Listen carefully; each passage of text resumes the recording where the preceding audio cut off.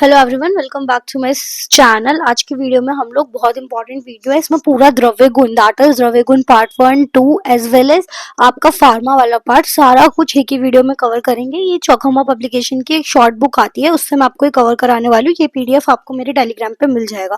तो सबसे पहले हम द्रव्य गुण शास्त्र किसे कहते हैं, इस पे लॉन्ग क्वेश्चन में आता है। द्रव्य गुण रस विभाग वीर्य प्रभाव कर्म, फिर चरक के जो दशोमनी गण दे रखे हैं, मिश्रक गण, उसका नामकरण सिद्धांत। उसके बाद नेक्स्ट पढ़ेंगे भेषज परीक्षा की विधि क्या है, द्रव्य शोधन से जिससे एक क्वेश्चन आता है। प्रशस्त भेषज, हमने जो इससे पहले इंपॉर्टेंट क्वेश्चन की सीरीज करी थी उसमें प्रशस्त भेषज पे शॉर्ट क्वेश्चन था, निघंटू पे क्वेश्चन था, मैंने कवर कराया हुआ है। फार्माकोलॉजी की सेपरेट वीडियो भी डाली हुई है कंप्लीट फार्मा की, बाकी यहाँ से भी फिर से रिवाइज कर लेंगे। फिर यहाँ पर हम लोग जो भी जांगम द्रव्य है, अनपान है, प्रमुख द्रव्य का प्रकरण है, उसे भी कवर करेंगे। तो स्टार्ट करते हैं विद द्रव्य गुण शास्त्र की परिभाषा। तो सबसे पहले इसके अंदर क्या है, जिस शास्त्र में हम द्रव्य के संबंधित उसके नाम, आकृति, धर्म, कर्म, संयोग और प्रयोग का वर्णन होता है, उसे हम द्रव्य गुण शास्त्र कहते हैं। तो यहाँ पे आपको ये वाला याद भी होगा, ये प्रियव्रत शर्मा जो पीवी शर्मा की बुक है उसमें था द्रव्याणम गुणकर्माणि प्रयोगः विविध तथा सर्वेषु यत्र वर्ण्यन्ते शास्त्रम द्रव्य गुणम ही हितम। ठीक है, ही तत् इसके बारे में वर्णन हो रखा है। तो द्रव्यों के गुण, कर्म और प्रयोग का जिस शास्त्र में वर्णन होता है उसे हम क्या बोलते हैं, द्रव्य गुण शास्त्र बोलते हैं। फिर द्रव्य गुण शब्द में गुण शब्द धर्म में रूढ़ हो गया है, इसके अंदर मतलब छिपा हुआ है, इससे गुण एवं कर्म दोनों के बारे में आपको समझना है। फिर एक लॉन्ग क्वेश्चन आता है कि इसकी इंपॉर्टेंस क्या है, द्रव्य गुण शास्त्र की महत्ता क्या है, उसकी इंपॉर्टेंस क्या है। तो इसके बारे में आपको पूरा लिख कर आना था। ये मैंने आपको पहले वाले वीडियोज में भी एक्सप्लेन करा हुआ है कि जो सुख असुख के बारे में, जो हमारी बॉडी के लिए हित है अहित है, प्रमाण अप्रमाण, इन सबका जो ज्ञान, आयुष्य अनायुष्य, द्रव्य गुण कर्म विशेष, इन सबका जो ज्ञान देता है वो आयुर्वेद की जो व्याख्या उसके अंदर जो पढ़ते हैं हम द्रव्य गुण शास्त्र में उन द्रव्यों के बारे में पढ़ते हैं। त्रिसूत्र आयुर्वेद जिसे बोलते हैं, हेतु, लिंग और औषध, उसका वर्णन है। चिकित्सा के चतुष्पाद जिसमें भीषक, द्रव्याणु, उपस्थता, रोगी, पांच चतुष्टयम, उसके गुणवत, कारणम कारणम, फिर गेयम, विकार अव्य अनुपशंते, मतलब कि जो विकार है उसका उपशांति के जो उपाय हैं वो हमने इसमें पढ़े हुए हैं। रोग एवं औषधि की परीक्षा, इसके लिए द्रव्य गुण शास्त्र इंपॉर्टेंट है। फिर भीषक में भीषक को श्रेष्ठ क्यों बताया गया है, लोक की उक्ति क्यों बताई गई है, इस तरीके से जो अलग अलग सिद्धांत दे रखे वो हमें द्रव्य गुण शास्त्र में देखने को मिलते हैं। कि जैसे कि निघंटू अगर किसी ने पढ़ा ही नहीं तो उसको निघंटू बिना जिस तरीके से वैद्य नहीं बन सकता, व्याकरण के बिना विद्वान नहीं बन सकता, और अनअभ्यासीन जो धनुष का अगर अभ्यास ना करे तो उस तरीके से वो हास्य का पात्र बन जाएगा। इस तरीके से उसकी लोकोक्ति कंपैरिजन बताया गया है।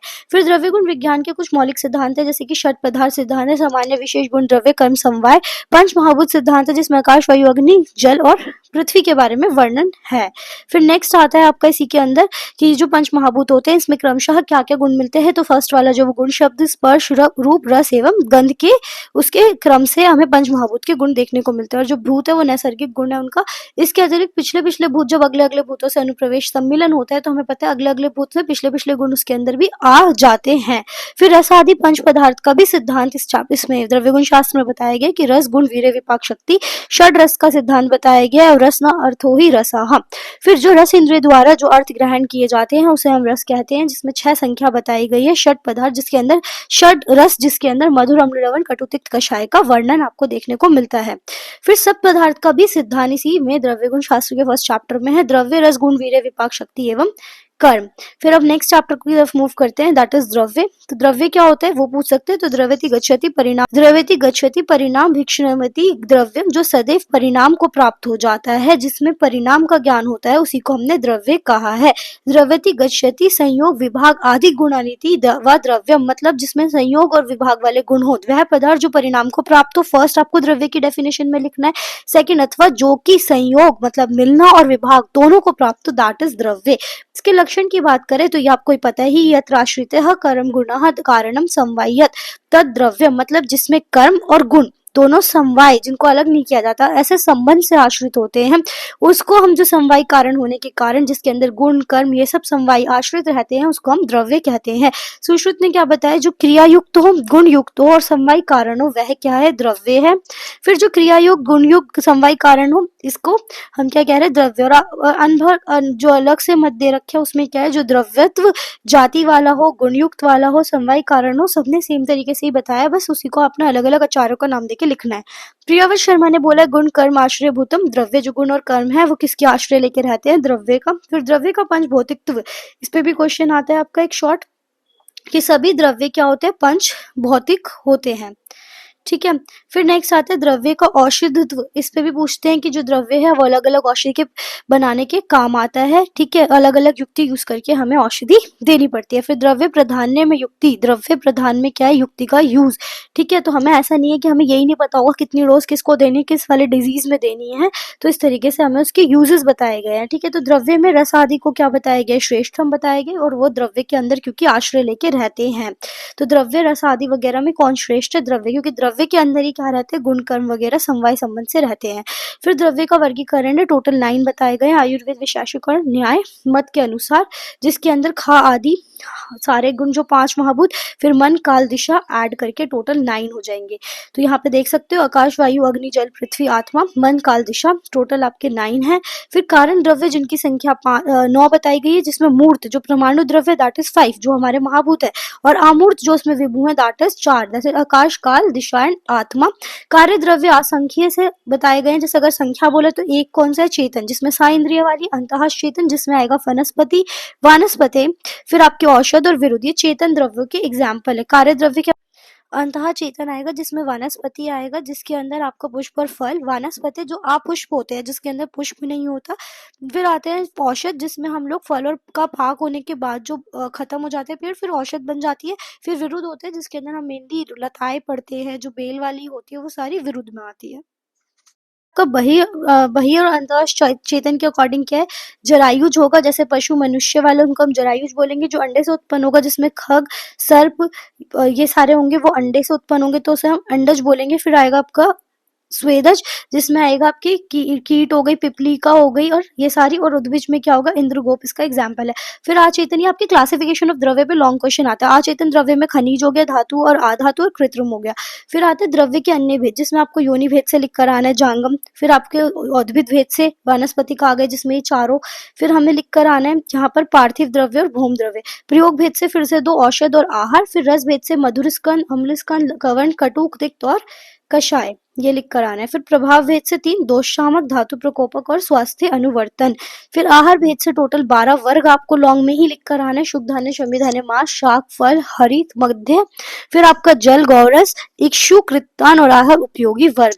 फिर आहार द्रव्य का वर्गीकरण अकॉर्डिंग टू आपको सुश्रुत के अनुसार करना है। द्रव्य वर्ग जिसमें टोटल 10 होते हैं, जिसमें क्या क्या 10 आएंगे, दैट इज जल वर्ग, क्षीर वर्ग, दधि वर्ग, तक्र वर्ग, घृत, तैल, मधु, इक्षु, मध्य और मूत्र वर्ग। फिर अनद्रव जो हमने ऊपर पढ़े वही, इसमें बस सुश्रुत ने थोड़े चेंजेस करे हैं, ये चरक अनुसार थे, नीचे सुश्रुत के अनुसार। कर्ण भेद से 37 गण आपको देखने को मिलते हैं। फिर आते हैं द्रव्य की उत्पत्ति। तो द्रव्य के संपूर्ण अवयव के विकास के लिए किसकी योनि मानी गई है, जल की। जिस प्रकार घड़े के निर्माण में मिट्टी का गोला पानी की सहायता से बनता है, ऐसी अग्नि, वायु और आकाश सामूहिक रूप में सहयोगी रहते हैं। द्रव्यों की विशेषता का भी यही हेतु है कि एक द्रव्य दूसरे द्रव्य से भिन्न है। इस विशेषता का भी हेतु है कि ये सारे पंचभौतिक समुदाय से उत्पन्न है। तो द्रव्य बेसिकली पंचभूत से उत्पन्न होता है और इसकी जल योनि मानी गई है। फिर आते हैं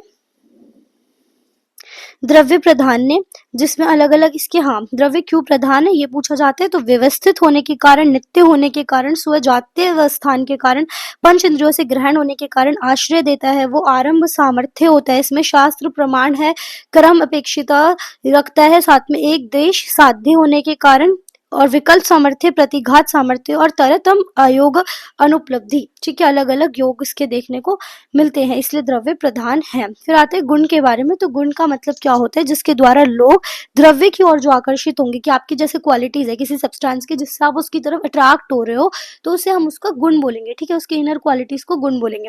नेक्स्ट है लक्षण। जो इसकी अगर बात करें तो समवाय तो निश्चेष्टः कारणम गुणः, मतलब जो समवाय संबंध बिल्कुल चिपक के, जो बिल्कुल समवाय संबंध से खुद चेष्टा रहित हो और ग्रहण करने में हो, उसे हम गुण कहते हैं। फिर आते हैं गुण वह है जो द्रव्य में आश्रित अंदर उसके रहता है, गुण रहित हो, कर्म रहित हो या कर्म से भिन्न हो, यह स्वसमान गुणांतर की उत्पत्ति में कारण होता है। खुद वो गुण से रहित है। ठीक है, गुण वो है जो खुद तो निश्चेष्टा वाला है, चेष्टा रहित है, लेकिन वो द्रव्य के अंदर समवाय कारण से है, जिससे द्रव्य की क्वालिटी को एनहेंस कर रहा है। फिर आते हैं नेक्स्ट, यहाँ पे संख्या की बात करें तो 41 बताए गए हैं आयुर्वेद के अनुसार, और अगर योगी अंद्रनाथ की बात करें तो 42 46, 17 वैशेषिक दर्शन में बताए गए, न्याय में 24, तर्क में 24 और सांख्य में 3। तो आयुर्वेद की अगर बात करें तो सा अर्थ इंद्रिय वैशेषिक गुण जो है वो 5, गुरु आदि सामान्य शरीर द्रव्य वाले 20, अध्यात्म हमारे 6 होते हैं और परादि गुण 10 होते हैं। आपको ये याद रखना, गुरु आदि को सामान्य और शरीर द्रव्य गुण भी कहा जाता है। फिर अब यहाँ से हमें याद करने हैं विशेषिक गुण, जिसमें अर्थ गुण, इंद्रिय गुण और विशिष्ट गुण की बात करें तो वो 5 कौन से? शब्द, स्पर्श, रूप, रस और गंध। ठीक है, ये यहाँ पे बताए गए 5 गुण जो आते हैं, शब्द, स्पर्श, रूप, रस एंड गंध। फिर गुरु आदि गुण पे किसी ने मुझसे सेपरेटली भी पूछा था इसकी क्वेश्चन कि गुरु आदि गुण पे एक वीडियो मांगी थी, तो यहीं से आप एक्सप्लेनेशन समझ सकते हो कि गुरु आदि गुण को हम सामान्य गुण भी कहते हैं, शारीर गुण भी कहते हैं। कविराज गंगाधर का मत माने तो इसे शारीर गुण कहा गया है और बाकी इसे द्रव्य गुण भी कहते हैं। टोटल कितने बताए? 20। 10 होते हैं, 10 का जस्ट हमें वाइस वर्सा करते जाना है, तो हमारे पास टोटल 20 गुरु आदि गुण होते हैं। तो गुरु होता है हैवी, तो हैवी का क्या होगा? लाइट। अगर कोई चीज हैवी है तो उसका क्या बन जाएगा? लाइट। ठीक है, तो गुरु का अपोजिट इज लघु। फिर अगर कोई चीज हमारी क्या है? ठंडी है, शीत, तो उसका अपोजिट हो गया उष्ण। कोई चीज स्निग्ध है तो उसका क्या हो जाएगा? रुक्ष। कोई चीज मंद है तो उसका होगा तीक्ष्ण। फिर स्थिर है, कोई चीज अगर कहीं पे स्टेबल है, स्थिर है, तो दूसरा गुण हो जाएगा चलने वाली, सर।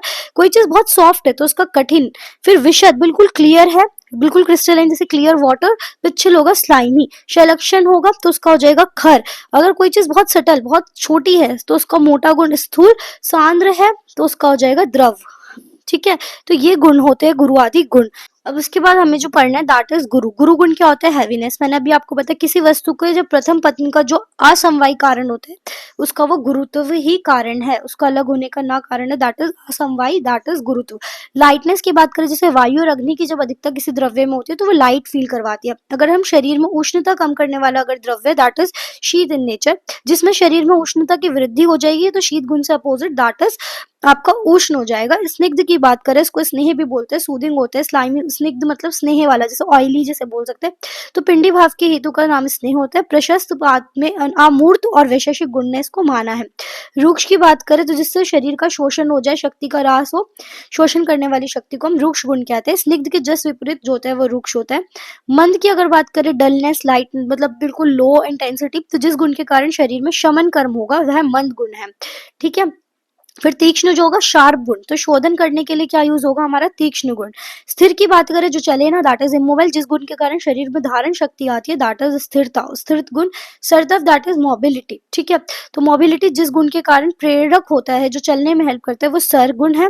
मृदु, दैट इज सॉफ्ट, जो शरीर में शिथिलता, कोमलता को उत्पन्न करे, वो मृदु है। कठिन इज हार्ड, जिससे दृढ़ता प्रदान होती है, शक्ति प्रदान दृढ़ता वाली, दैट इज कठिन। मैंने आपको बताया विशद मतलब क्लियर होता है, तो क्लियरनेस। जिसमें शालन शक्ति हो वह विशद गुण होता है। फिर नेक्स्ट आता है पिच्छल, that is slimy in nature, जिससे लेपन कर्म, हम स्लाइमी से ही लेप कर सकते हैं ना, तो वो लेपन कर्म के लिए। शैलक्षण होता है स्मूथ, तो रोपण शक्ति के लिए हम जो हीलिंग है दैट इज स्मूथनेस वाली, उसको हम शैलक्षण कर्म से करते हैं। फिर हमारा रखर, रफनेस, तो लेखन, हमें कोई चीज स्क्रैप आउट करनी है तो रफ सब्सटेंस यूज करना पड़ेगा। कि माइन्यूट अगर कुछ चीज है तो जिसके विवरण शक्ति में स्रोतस, जो हमारी बॉडी के चैनल्स है उनके खोलने का कर्म जो करेगा, दैट इज सूक्ष्म गुण वाला। स्थूल, दैट इज बल्कि, हैवी टाइप का, जो भारी भारी सा लगे, बल्कीनेस जिसमें हो, तो जो अवरोध बॉडी में उत्पन्न करेगा, दैट इज स्थूल गुण। सांद्र इज सॉलिड, तो जो प्रसादन कर्म करेगा वो सांद्र गुण। और फ्लूइडिटी को द्रव बोलते हैं, तो जिसमें विलोडन अर्थात व्याप्त होने की शक्ति हो वह द्रव गुण होता है।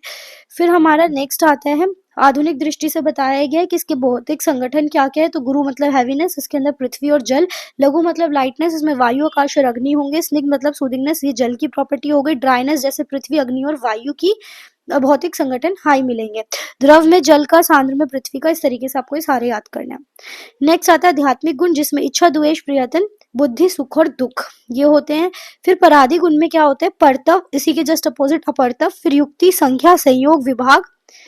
फिर आपका आएगा पृथक्त्व, परिणाम, संस्कार और अभ्यास, ये आपके पराधि गुण होते हैं। अब इसको एक्सप्लेन करूं अगर, तो परतव मतलब जो प्रधान है किसी भी चीज में, जो एक ही प्रकार के अनेक द्रव्य में जो सबसे श्रेष्ठ माना गया, उसे हम परगुण कहते हैं।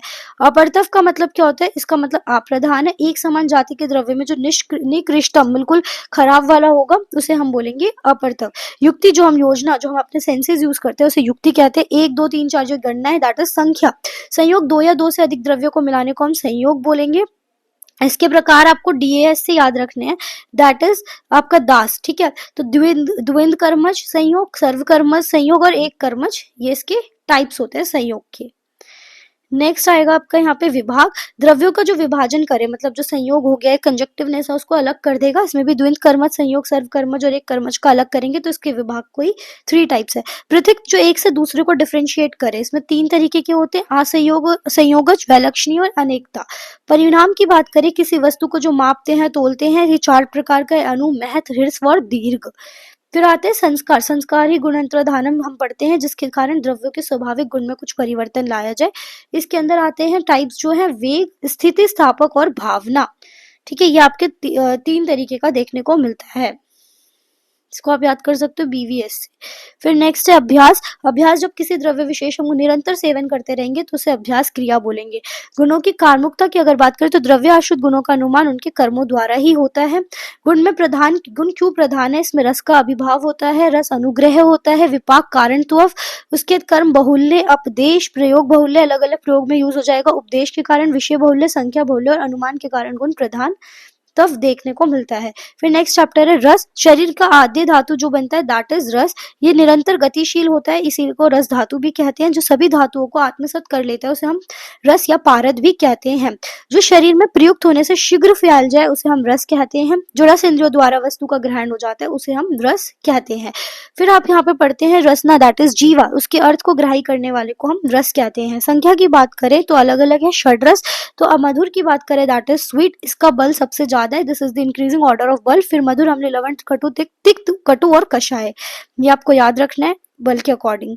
फिर आता है पंच भौतिकत्व। रसना द्वारा ग्राह्य किया जाना विषय दैट इज रस। रस की निवृत्ति जल और पृथ्वी द्वारा बताई गई है। रस का विशेष ज्ञान जो है आकाश, वायु, अग्नि द्वारा बताया गया है। फिर पंच भौतिक संगठन, this is very important for short question, ये आता ही है तो आपको ये याद रखना है। तो इसकी तरीका क्या है, मैंने आपको उस दिन भी याद कराया था। पहले आप मधुर, अम्ल, लवण, कटु, तिक्त, कषाय एक ऑर्डर में लिखो। यहाँ पे जल plus Prithvi that is JP, ऊपर बस जे और पी लिखो। फिर उसके बाद ये पी यहाँ पे क्रॉस करके लिख दो। 3 बार यहाँ पे अग्नि लिखो, नीचे 3 बार वायु लिखो। फिर जो जल बचा था, एक ब्लैंक छोड़ के लिखा था तो यहाँ पे जल आएगा, और लास्ट में जो आएगा सब कुछ लाइट आ गया, वायु वायु वायु, फिर उसके बाद आकाश, फिर पृथ्वी। ये इसका ऑर्डर है याद करने का कि 3 टाइम्स हमने यहाँ पे अग्नि लिखी है, 3 टाइम्स यहाँ पे वायु आएगी, जल यहाँ पे एज इट इज नीचे, और पृथ्वी यहाँ पर, पृथ्वी इधर आएगी, और लास्ट में भी पृथ्वी, फर्स्ट में भी पृथ्वी, फिर बचा हुआ आकाश है। नेक्स्ट आता है आपके इसी के ऋतु प्रभाव, ये भी शॉर्ट में पूछा जाता है। तो शिशिर, वसंत, ग्रीष्म, वर्षा, शरद, हेमंत एक तरफ लिखिए। फिर क्या करिए, नीचे मधुर, फिर थर्ड कॉलम अम्ल, तो मधुर और अम्ल के बीच में क्या आता है, लवण। फिर कटु लिखिए, तिक्त लिखिए, बीच में क्या आएगा, कषाय। रस और अनुरस में भेद आता है। तो द्रव्य में जो स्थित व्यक्त हो जाता है दैट इज रस, जिसको हम प्रत्यक्ष प्रमाण द्वारा जानते हैं। अंत में जो व्यक्त होता है दैट इज अनुरस, जिसको अनुमान प्रमाण द्वारा जानते हैं। मधुर रस के गुण आ सकते हैं शॉर्ट में स्नेहन, प्रीणन, और अब आपकी बॉडी के अंदर आह्लादन कर्म करे, मार्दव गुणों से युक्त हो, जो मुख में स्थित मधुर रस होता है। फिर नेक्स्ट, मुख के चारों ओर जो लिप्त और फैल जाए उसे हम मधुर रस कहते हैं। अम्ल रस में दंत हर्ष, मुख स्राव देखने को मिलेगा, खट्टा खट्टा, जब आप कुछ भी खा लेते हो स्वेद उत्पन्न होगा, मुख भोजन की शक्ति को उत्पन्न करेगा, मुख एवं कंठ में दाह उत्पन्न करेगा, ये सारा कर्म अम्ल रस का है। लवण क्या होगा, जो मुख में शीघ्र घुल जाएगा, आप नमक खाओगे तुरंत घुल जाएगा। प्रलीन कर्म करता है, क्लेदन, विषयंदन और मृदुता का कारण होता है, मुख में विदाह उत्पन्न करता है। कटुरस जैसे जीवा पे रखेंगे हमें अजीब सी घबराहट होने लगेगी, जीवा पे वो चुभने लगेगा और साथ में पीड़ा करेगा। मुख, नासिका और नेत्र से हम जब बहुत तीखा मिर्च खा लेते हैं वो कटु रस है। तिक्त रस की बात करें तो जीवा को कष्ट देगा, पंजिंग टेस्ट जैसा हो लगेगा, अन्य रस का ज्ञान नहीं होने देगा, मुख में एक विशुद्धता उत्पन्न हो जाएगी, प्रहलाद कारक होगा। कषाय रस जीवा की विशुद्धता को दूर करेगा, जाड्यता भी उत्पन्न करता है और कंठ बंधन और विकासी गुण वाला होता है। फिर नेक्स्ट आपको यहाँ से जो याद रखना है, इसके सारे कर्म हैं, इधर हम टेबल से याद कर सकते हैं। मधुर रस जो आजन्म साथ में धातुओं के लिए होता है और प्रबल बल वाला होता है। बाल, वृद्ध, शत, शीन, वर्ण और केश और इंद्रियों को ओज के लिए प्रशस्त माना गया है। भृंगण कर्म करता है, कंठे, स्तन्य वर्धक, संधानकृत होता है, गुरु होता है, आयुवर्धक, जीवन स्निग्ध, पित्त, वायु और विष को नष्ट करने वाला। डीजी में भी आपके काम आएंगे ये सारे, जब आप कर्म लिखते हो लॉन्ग आंसर में एज इट इज यहीं से उठा के लिख सकते हो अगर आपको उसका द्रव्य का रस पता है। अम्ल रस अग्नि दीपक होगा, स्निग्ध होगा, हृदय में, पाचन में, रोचन में, उष्ण, वीर्य, शीत स्पर्श वाला, प्रीणन, क्लेदन और लघु, कफ और रक्त एवं पित्तवर्धक होगा और मूड, वात और का अनुलोमन करेगा। लवण रस क्या करता है, स्तंभन कर्म करता है, बंधता को नाश, अग्नि का वर्धक होगा, इसलिए हम नमक खाते हैं ना। छेदन कर्म करता है, भेदन, रोचन, स्वाद के लिए खाते हैं तो वहां से रिलेट करो। तिक्त रस क्या होगा, स्वयं तो आरोचक होगा, इसलिए अरुचि का नाशक होगा। कृमि तृष्णा विष कुष्ठ में यूज होगा। क्लेद मेद वसा मज्जा मल मूत्र का शोषक होगा। कंठ शोधक होगा। स्तन्य शोधक होगा। कटुरस क्या है, गल रोग, उदर, कुष्ठ और अल्सर जैसे रोगों में यूज। नेक्स्ट आपका कषाय रस, जो पित्त कफ और गुरु रक्त शोधक, ये याद रखो। कषाय स्तमन कर्म भी करता है, तो आम स्तंभ पीड़न रोपण रुक्ष और ग्राही होता है, त्वचा को अति निर्मल करने वाला। फिर यहाँ पे शीतता और उष्णता की अगर हम बात करें तो मधुर जो है शीततम, फिर गुरुतम और स्निग्धतम, फिर उससे थोड़ा कम, फिर उस लवण उष्णतम होगा, उष्ण शीत और शीततर, इस तरीके से आपको टेबल पढ़नी है। फिर ये पूछा जाता है रसों का अधोवात मूत्र आदि मल पर क्या प्रभाव है। मधुर अम्ल लवण वात मूत्र और पुरुष को सुखदायक बाहर निकालते हैं। कटु तिक्त कषाय जो है षड रस का आपको पता ही है कि वृद्धि और किसकी होते हैं, तो मधुर अम्ल लवण क्या करते हैं, वात दोष को कम, कफ को बढ़ाते हैं। कटु तिक्त कषाय क्या करते हैं, वात को बढ़ाते हैं, कफ को कम करते हैं। और मटका से मैंने याद कराया था, मटका गिर गया, दैट इज पित्त को कम करने वाले होते हैं मधुर तिक्त कषाय। नेक्स्ट आता है रस का अतियोग जन्य लक्षण और विकार, तो क्या बताया गया, मधुर रस ज्यादा खाने से मेदोज रोग, श्लेष्मज रोग, स्थौल्य, अग्निमांदे, संन्यास, प्रमेह, गलगंड, अवुर्ध आदि रोग होते हैं। अम्ल रस से शैथिल्य, तिमिर, भ्रम, कंडू, पांडुरोग, विसर्प, शोभ, विस्फोट और तृष्णा, ज्वर। दवन रस से वात रक्त हो सकता है, खालित्य हो सकता है, पालित्य, जितने भी बाल उड़ने वाले हैं वो सारे। तिक्त रस से धातु का क्षय, कटु रस से तृष्णा, शुक्र क्षय आपको याद रखना है, मूर्छा याद रखना है, कषाय रस से विषम, आधमान, हृदय प्रदेश में वेदना याद रखना है। फिर आता है रस उपलब्धि में हेतु, प्रत्यक्ष, अनुमान और आप्तोपदेश पुआ से याद रख सकते हो, इनसे रसों का ज्ञान होता है। आहार में रस की बात करें तो सर्वप्रथम मधुर रसात्मक द्रव्यों का सेवन, फिर मध्य में हमें अम्ल और लवण खाना है, फिर कटु तिक्त कषाय। औषधि की बात करें तो अगर वातज है तो प्रयोग काल इसका स्टार्ट आदि है, इसमें प्रयुक्त रस जो है दैट इज लवण। फिर इसके गुण बताए गए हैं, वायु का विबंध का शमन, उष्ण गुण द्वारा वायु की शीत खत्म होगी, साथ में लघु का शमन, लघुता का। मध्य में अम्ल बताया है, तीक्ष्ण गुण द्वारा अवरोध, स्रोतों का खोलना, अंत में मधुर, वात वाले रोगियों में। पित्तज रोग है तो स्टार्ट में तिक्त बताया, आम पित्त का पाचन करेगा, मध्य में मधुर बताया, शीत होने के कारण गुरु स्निग्ध एवं माधुर्य से पित्त का शमन, और लास्ट में कषाय बताया जिससे रुक्षता का शोषण होगा, पित्त की द्रवता का नाश करेगा। आदि में कफज में कटु बताया, फिर तिक्त, फिर कषाय, कफ की पिछलता और गौरवता का नाश कटु करेगा, मुखगत माधुर्य का नाश, और लास्ट में कषाय खाने से स्नेह अंश का नाश होता है। रस के भेद बताए, टोटल पूछा जाता है 63 और सबके नाम वाइज भी आता है। एक रस 6 होते हैं, द्विक 15, त्रिक 20, चतुष्क 15, फिर पंचक रस 6 और षटक रस 1। प्रधान है आगम जो होता है उसकी वजह से आप्त वचन बोले गए हैं, इसलिए उपदेश की वजह से रसेशु गुण संज्ञा दी गई है और साथ में अनुमान के द्वारा पहचाना जाता है। Second last chapter that is विपाक। विपाक की बात करें तो पाचन क्रिया के अंत में जो उत्पन्न विशिष्ट रूप से जो रस उत्पन्न होता है स्पेसिफिक, उसे हम विपाक बोलते हैं। ठीक है, उसके बाद आता है विपाक का पर्यायवाची दैट इज निष्ठा पाक। इसकी लक्षण की बात करें तो रसयुक्त द्रव्यों का जठर अग्नि द्वारा आपको पता है पाक होता है, उसके जस्ट पाक होने के बाद जो अन्य रस उत्पन्न होता है उसे हम विपाक बोलते हैं। विपाक का आपको ये याद रखनी है निरुक्ति दैट इज विपाकः कर्मनिष्ठः, द्रव्य के द्वारा जो कर्म शरीर पर परिलक्षित मतलब बिल्कुल होता है उसे हम विपाक कहते हैं। द्रव्य के द्वारा जो कर्म हम निष्ठा जो पाते हैं दैट इज विपाक। फिर बताया भी गया कि जो परिणाम या रूपांतर होकर जिसका जारण हो गया उसका जो लक्षण है दैट इज वो विपाक का लक्षण है। मतलब कोई द्रव्य लिया, परिणाम को प्राप्त हो गया, उसके रूप में चेंज हो गया और उसका जारण हो गया, अब लास्ट में जो रस उत्पन्न होगा दैट इज विपाक। फिर हमें बताया गया नेक्स्ट कि विपाक जो है वो 3 तरीके से बताया है, आपको याद रखना है इसको काम से। 3 कौन से हैं, कटु विपाक, अम्ल विपाक और मधुर विपाक। मधुर में मधुर और अम्ल इज डोमिनेंट, अम्ल में अम्ल और कतिक कटु कषाय फॉर कटु विपाक। ठीक है, ये पूछा जाता है for very short answer question. Next आपको यहाँ पे क्या पढ़ना है कि जो आगम प्रमाण एवं महाभूतों के आधार पर मधुर और कटु भेद से विकार 2 प्रकार के विपाक बताए गए हैं। मधुर विपाक गुरु होता है और कटु विपाक लघु। गुरु और कटु क्या बताया, लघु। पंच महाभूतों के गुण की साम्यता से गुरु एवं लघु 2 ही विपाक को माना गया है। विपाक के कुछ कर्म बताए, जैसे मधुर क्या होता है, श्रेष्ठ वीर मूत्र विपाक कफ शुक्रल ऐसा काम करता है, जैसे कि मधुर विपाक शुक्र पे क्या करेगा, शुक्रल कर्ण, और मल पे क्या करेगा, सृष्ट विट मूत्र कफ को बढ़ाएगा और स्वभाव में गुरु होगा। अम्ल विपाक शुक्र का नाश करेगा, सृष्ट विट मूत्र पित्तकृत होगा और लघु होगा। कटु भी शुक्र का नाश करेगा और साथ में बद विट मूत्र, और ये आपसे पूछा जा सकता है। फिर विपाक का अभी बताया, मधुर गुरु होगा, कटु और अम्ल लघु।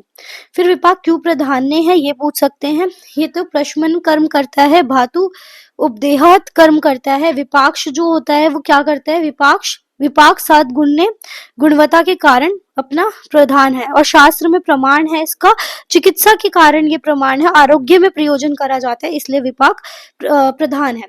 फिर आते हैं वीर्य। वीर्य क्या होता है? जिसके द्वारा द्रव्य कर्म करता है ना, कर्म करने में सामर्थ्य अपना उसका जिसका होता है द्रव्य का, दैट इज बिकॉज ऑफ वीर्य। पोटेंसी, क्योंकि कोई भी द्रव्य हम बोल रहे कोई मेडिसिन पोटेंट है, एक हमने ले ली लोकल सी मेडिसिन जिसका एक्शन ही नहीं हो रहा है तो उसकी पोटेंसी लो है, तो हाईली पोटेंट जिस कर्म की वजह से होती है दैट इज बिकॉज ऑफ वीर्य। तो येन कुर्वन्ति तद्वीर्यम, जिससे कार्य करता है दैट इज वीर्य। वीर्य तो क्रियते येन, या क्रिया मतलब जिससे की जो क्रिया की जाती है उसे उसका वीर्य कहते हैं, ठीक है। क्योंकि बिना वीर्य के किसी का कार्य संपन्न नहीं हो सकता, अतः जितनी क्रियाएं की गई है वह सब वीर्य के अंतर्गत आती है। तो जो कर्म है, जो इसका लक्षण है दैट इज वीर्य।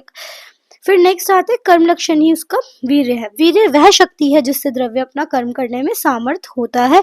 बिना वीर्य के द्रव्य कोई कर्म नहीं कर सकता, क्योंकि सभी कर्म वीर्य से ही संपन्न होते हैं। जैसे द्विविध वीर्य की बात करें तो उष्ण और शीत गुण के कारण दो तरीके के वीर्य हमने काउंट कर लिए, ठीक है। फिर नेक्स्ट यहाँ पे उष्ण वीर्य के कर्म क्या होंगे? उससे भ्रम, तृड, गलानी, स्वेद, दाह, आशुपाक और वात कफ शमन। शीत वीर्य के कर्म की बात करें तो हृदयास, जीवन स्तंभन, रक्त एवं पित्त का प्रसादन। अष्टविध वीर्य आपसे पूछ सकते हैं संख्या कितनी कितनी होती है, तो अष्टविध वीर्य में शीत, उष्ण, फिर वही स्निग्ध रुक्ष, गुरु लघु और मृदु तीक्ष्ण। लक्षण नहीं लेना है, बाकी सारे गुण लेना। फिर आपको बताया है कि आचार्य सुश्रुत ने सूत्र स्थान के 41st चैप्टर में गुरु एवं लघु के स्थान पर पिच्छिल और विशद लिया है, ठीक है। उसके बाद पिच्छिल वीर्य में जल तथा विशद में पृथ्वी और वायु की प्रधानता बताई है। फिर पंचदश दैट इज 15 वीर्य। फिर वीर्य उपलब्धि में क्या क्या हेतु होते हैं कि द्रव्यगत वीर्य का ज्ञान शरीर के साथ संबंध निपात होने से, कि जो वीर्य है उसका शरीर के साथ संबंध है होने से लेकर जब तक वह शरीर के अंदर बिल्कुल जब शरीर में प्रवेश ना कर जाए तब तक शरीर पर होने वाली उसकी क्रियाओं द्वारा किया जाता है, मतलब पूरा स्टार्ट से लेकर एंड तक बोला गया है। उसके बाद वीर्य की प्रधानता रस वैशेषिक के अनुसार जो बताई गई है कि आप तो उपदेश से हमें पता चलता है कि वीर्य प्रधान है। तुल्य होता है रसगुण के, उसके विशेषात, तुल्य रसगुण एषु विशेषात, कि जो ये है तुल्य है किसके? रस और गुण के। कर्म करने के कारण अपना जो भी कर्म निष्फल हो जाएगा, वरना वीर्य ही कर्म में प्रधान होता है। वीर्य प्रधान द्रव्याणम, द्रव्य के अंदर वीर्य को प्रधान बताया गया।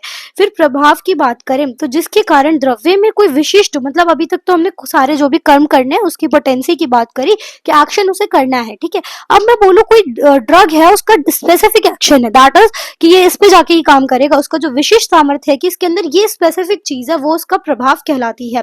तो दो या दो अधिक, दो जैसे दो द्रव्य लिया, दो से अधिक द्रव्य में जो रस आदि में अनुरूपता है बिल्कुल सेम है, कि मैंने दो ड्रग्स लिए, दोनों यहाँ पे मधुर मधुर ले लिए, सब कुछ सेम था, बस उसकी एक इसका काम कुछ और हो रहा है और ये कुछ और काम कर रहा है। तो समानता होने के बाद भी कोई कर्म में विशेषता देखी जाती है तो वो कर्म प्रभावजन्य होगा, उसका प्रभाव अलग है।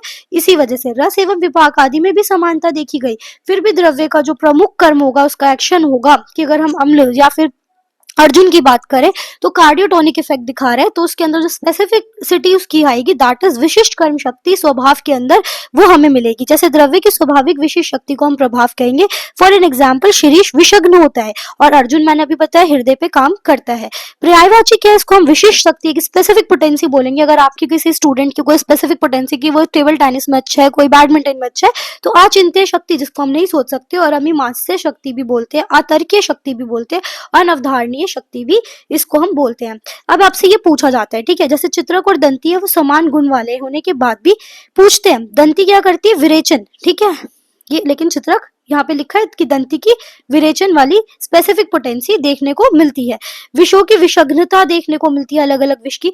वमन द्रव्य सिर्फ ऊर्ध्व गति करते हैं और विरेचन जाकर अधोगति करवा देते हैं। मणि आदि के कर्म ये सब हमें विशेषण जो होते हैं स्पेसिफिक होते हैं। फिर प्रभावजन्य कर्मों का वर्गीकरण दे रखा है, इसको आप आम से याद कर सकते हो। जैसे औषधि कर्म देखने को मिलता है, आपका अगध वाला कर्म, रक्षोघ्न कर्म, मानसिक कर्म और भौतिक कर्म, ये आप याद रख सकते हो, आम और बी, ठीक है। अगर आपको ऐसे याद नहीं हो तो आप राम से भी याद, राम भजन करते हैं तो भजन में बी आएगा राम से और राम, ठीक है। फिर आते हैं दो बहुत इंपॉर्टेंट, जो मैंने आपको ऑलरेडी टेस्ट वाले जो क्वेश्चंस थे इंपॉर्टेंट उसमें कवर करवाया था, सामान्य प्रत्यरब्ध और विचित्र प्रत्यरब्ध।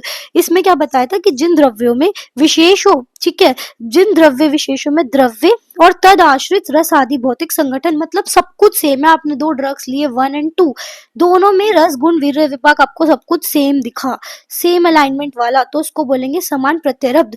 ठीक है, इन्हीं द्रव्यों में रस आदि के अनुकूल ही, उनके जो रस है उसके अनुसार ही कर्म रस डिपेंडेंट हो गया, रस आदि के अनुकूल ही उसका कर्म होगा। अगर मधुर रस है उससे रिलेटेड जो कर्म होना चाहिए वही कर्म अगर वो कर रहे हैं तो सामान्य प्रत्यरब्ध है। जिन द्रव्य विशेषों में द्रव्य और तद आश्रित रस संगठन अलग अलग देखने को मिला, भिन्न भिन्न, उन्हें हम विचित्र प्रत्यरब्ध कहते हैं। इन द्रव्यों में रस आदि से भिन्न कोई कर्म देखने को मिलेगा। इसके अंदर हमने एग्जाम्पल्स, आप इंपॉर्टेंट क्वेश्चन जो मैंने क्वेश्चन आंसर सीरीज थी उसमें कवर करवाए थे एग्जाम्पल्स, वहां से आप चेक कर सकते हो। 3 एग्जाम्पल्स हमने वहां कवर करे थे, जैसे मत्स्य का एग्जाम्पल था, गौधूम का एग्जाम्पल था, वो सारे आप वहां से रिलेट कर सकते हो। फिर प्रभाव क्यों प्रधान है ये आपको पता होना चाहिए। तो यहाँ पर आपको देखना है कि प्रभाव क्या करता है। अचिंत्यवात होता है जिसको हम सोच भी नहीं सकते, विष प्रतिघात कर देता है, तुल्य रसगुण होने के बाद भी विशेष कर्म करता है, आगमन क्रिया होती है, देवी प्रतिघात होता है, दर्शन आश्रय वर्णात, और साथ में दर्शन आज अद्भुत आदि नाम कर्म करता है। इसलिए इसको हमने बताया क्या है, विशेष बताया है, विशेष गुण के कारण, विशिष्ट सामर्थ्य के कारण इसे हमने प्रभाव बताया है। ठीक है, एग्जाम्पल यहाँ पे कुछ लिखे हुए हैं, जैसे दुग्ध है उसका समान प्रत्यरब्ध है कि मधुर गुण होगा, गुरु होगा, तो उसका हमें वीर्य खुद ही कॉमन सेंस से पता चल गया, शीत वीर्य। अगर हम मत्स्य की बात करें उसका विपरीत कर्म हो रहा है, क्यों, उसका गुण तो मधुर और गुरु है लेकिन वो विपरीत, दैट इज विचित्र प्रत्यरब्ध बन रही है। क्यों, क्योंकि वो अपने गुण के अनुसार तो क्या होनी चाहिए थी, शीत वीर्य, क्योंकि मधुर गुण शीत वीर्य प्रधान होता है, बट वो यहाँ पे उष्ण वीर्य निकल गई। ऐसी गौधूम का एक एग्जाम्पल बताया था कि जो इसके अंदर क्या दिखाया गया कि मधुर और गुरु होती है बट वो फिर वात हर क्रिया कर रही है। और ये तो सही है कि मधुर है तो वात का नाशक होगी, लेकिन यव की अगर बात करें तो वो भी मधुर गुरु होने के कारण वात कर हो रही है, तो दैट इज विचित्र प्रत्यरब्ध। फिर आते कर्म। कर्म क्या होते, क्रियते इति कर्म, जो क्रिया का काम, जो क्रिया की जाए उसे हम कर्म कह रहे हैं। ठीक है, जो काम हम कर रहे हैं दैट इज कर्म।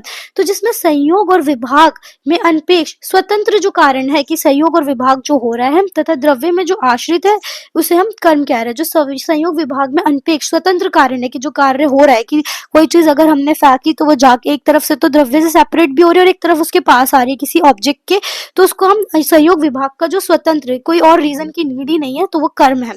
कर्तव्य की क्रिया जो है दैट इज कर्म। पूर्वक संयोग और विभाग के लिए कर्म किसी अन्य साधन की अपेक्षा नहीं करता, कर्म खुद ही संयोग और विभाग का रीजन बनता है। प्रयत्न, जैसे हमने कुछ प्रयत्न करा, आदि चेष्टा, कुछ करने का, काम करने का मन है, दैट इज कर्म। एक द्रव्य में एक तो वो आश्रित रहने वाला होगा, खुद उसका कोई गुण नहीं होगा, संयोग और विभाग का निरपेक्ष कोई और किसी पे डिपेंडेंसी वो शो नहीं करेगा, उसे हम कर्म कहेंगे। वाणी, मन और शरीर की क्रियाओं से चेष्टाओं को हम कर्म कहते हैं। कर्म उसे कहते हैं जो द्रव्य में संयोग विभाग के रूप में किया जाए। प्राणियों के प्रयत्न मूलक चेष्टा को हम कर्म कहते हैं। पर्यायवाची चेष्टा, क्रिया, कर्म, यत्न और कार्य समारंभ। नेक्स्ट आता है कर्म, वीर्य, अधिकरण, फल, काल, उपाय। अब इसके वर्गीकरण पूछे जाते हैं। प्रयोग भेद से 3 है।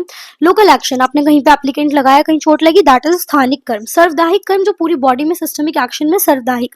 विशिष्ट कर्म, कोई स्पेसिफिक एक्शन आपको देखने को मिला। सर्वदाहिक कर्म का भी फर्दर दे रखा है, जैसे कि नाड़ी संस्थान पे, रक्तवाह संस्थान पे, लसिका संस्थान पे।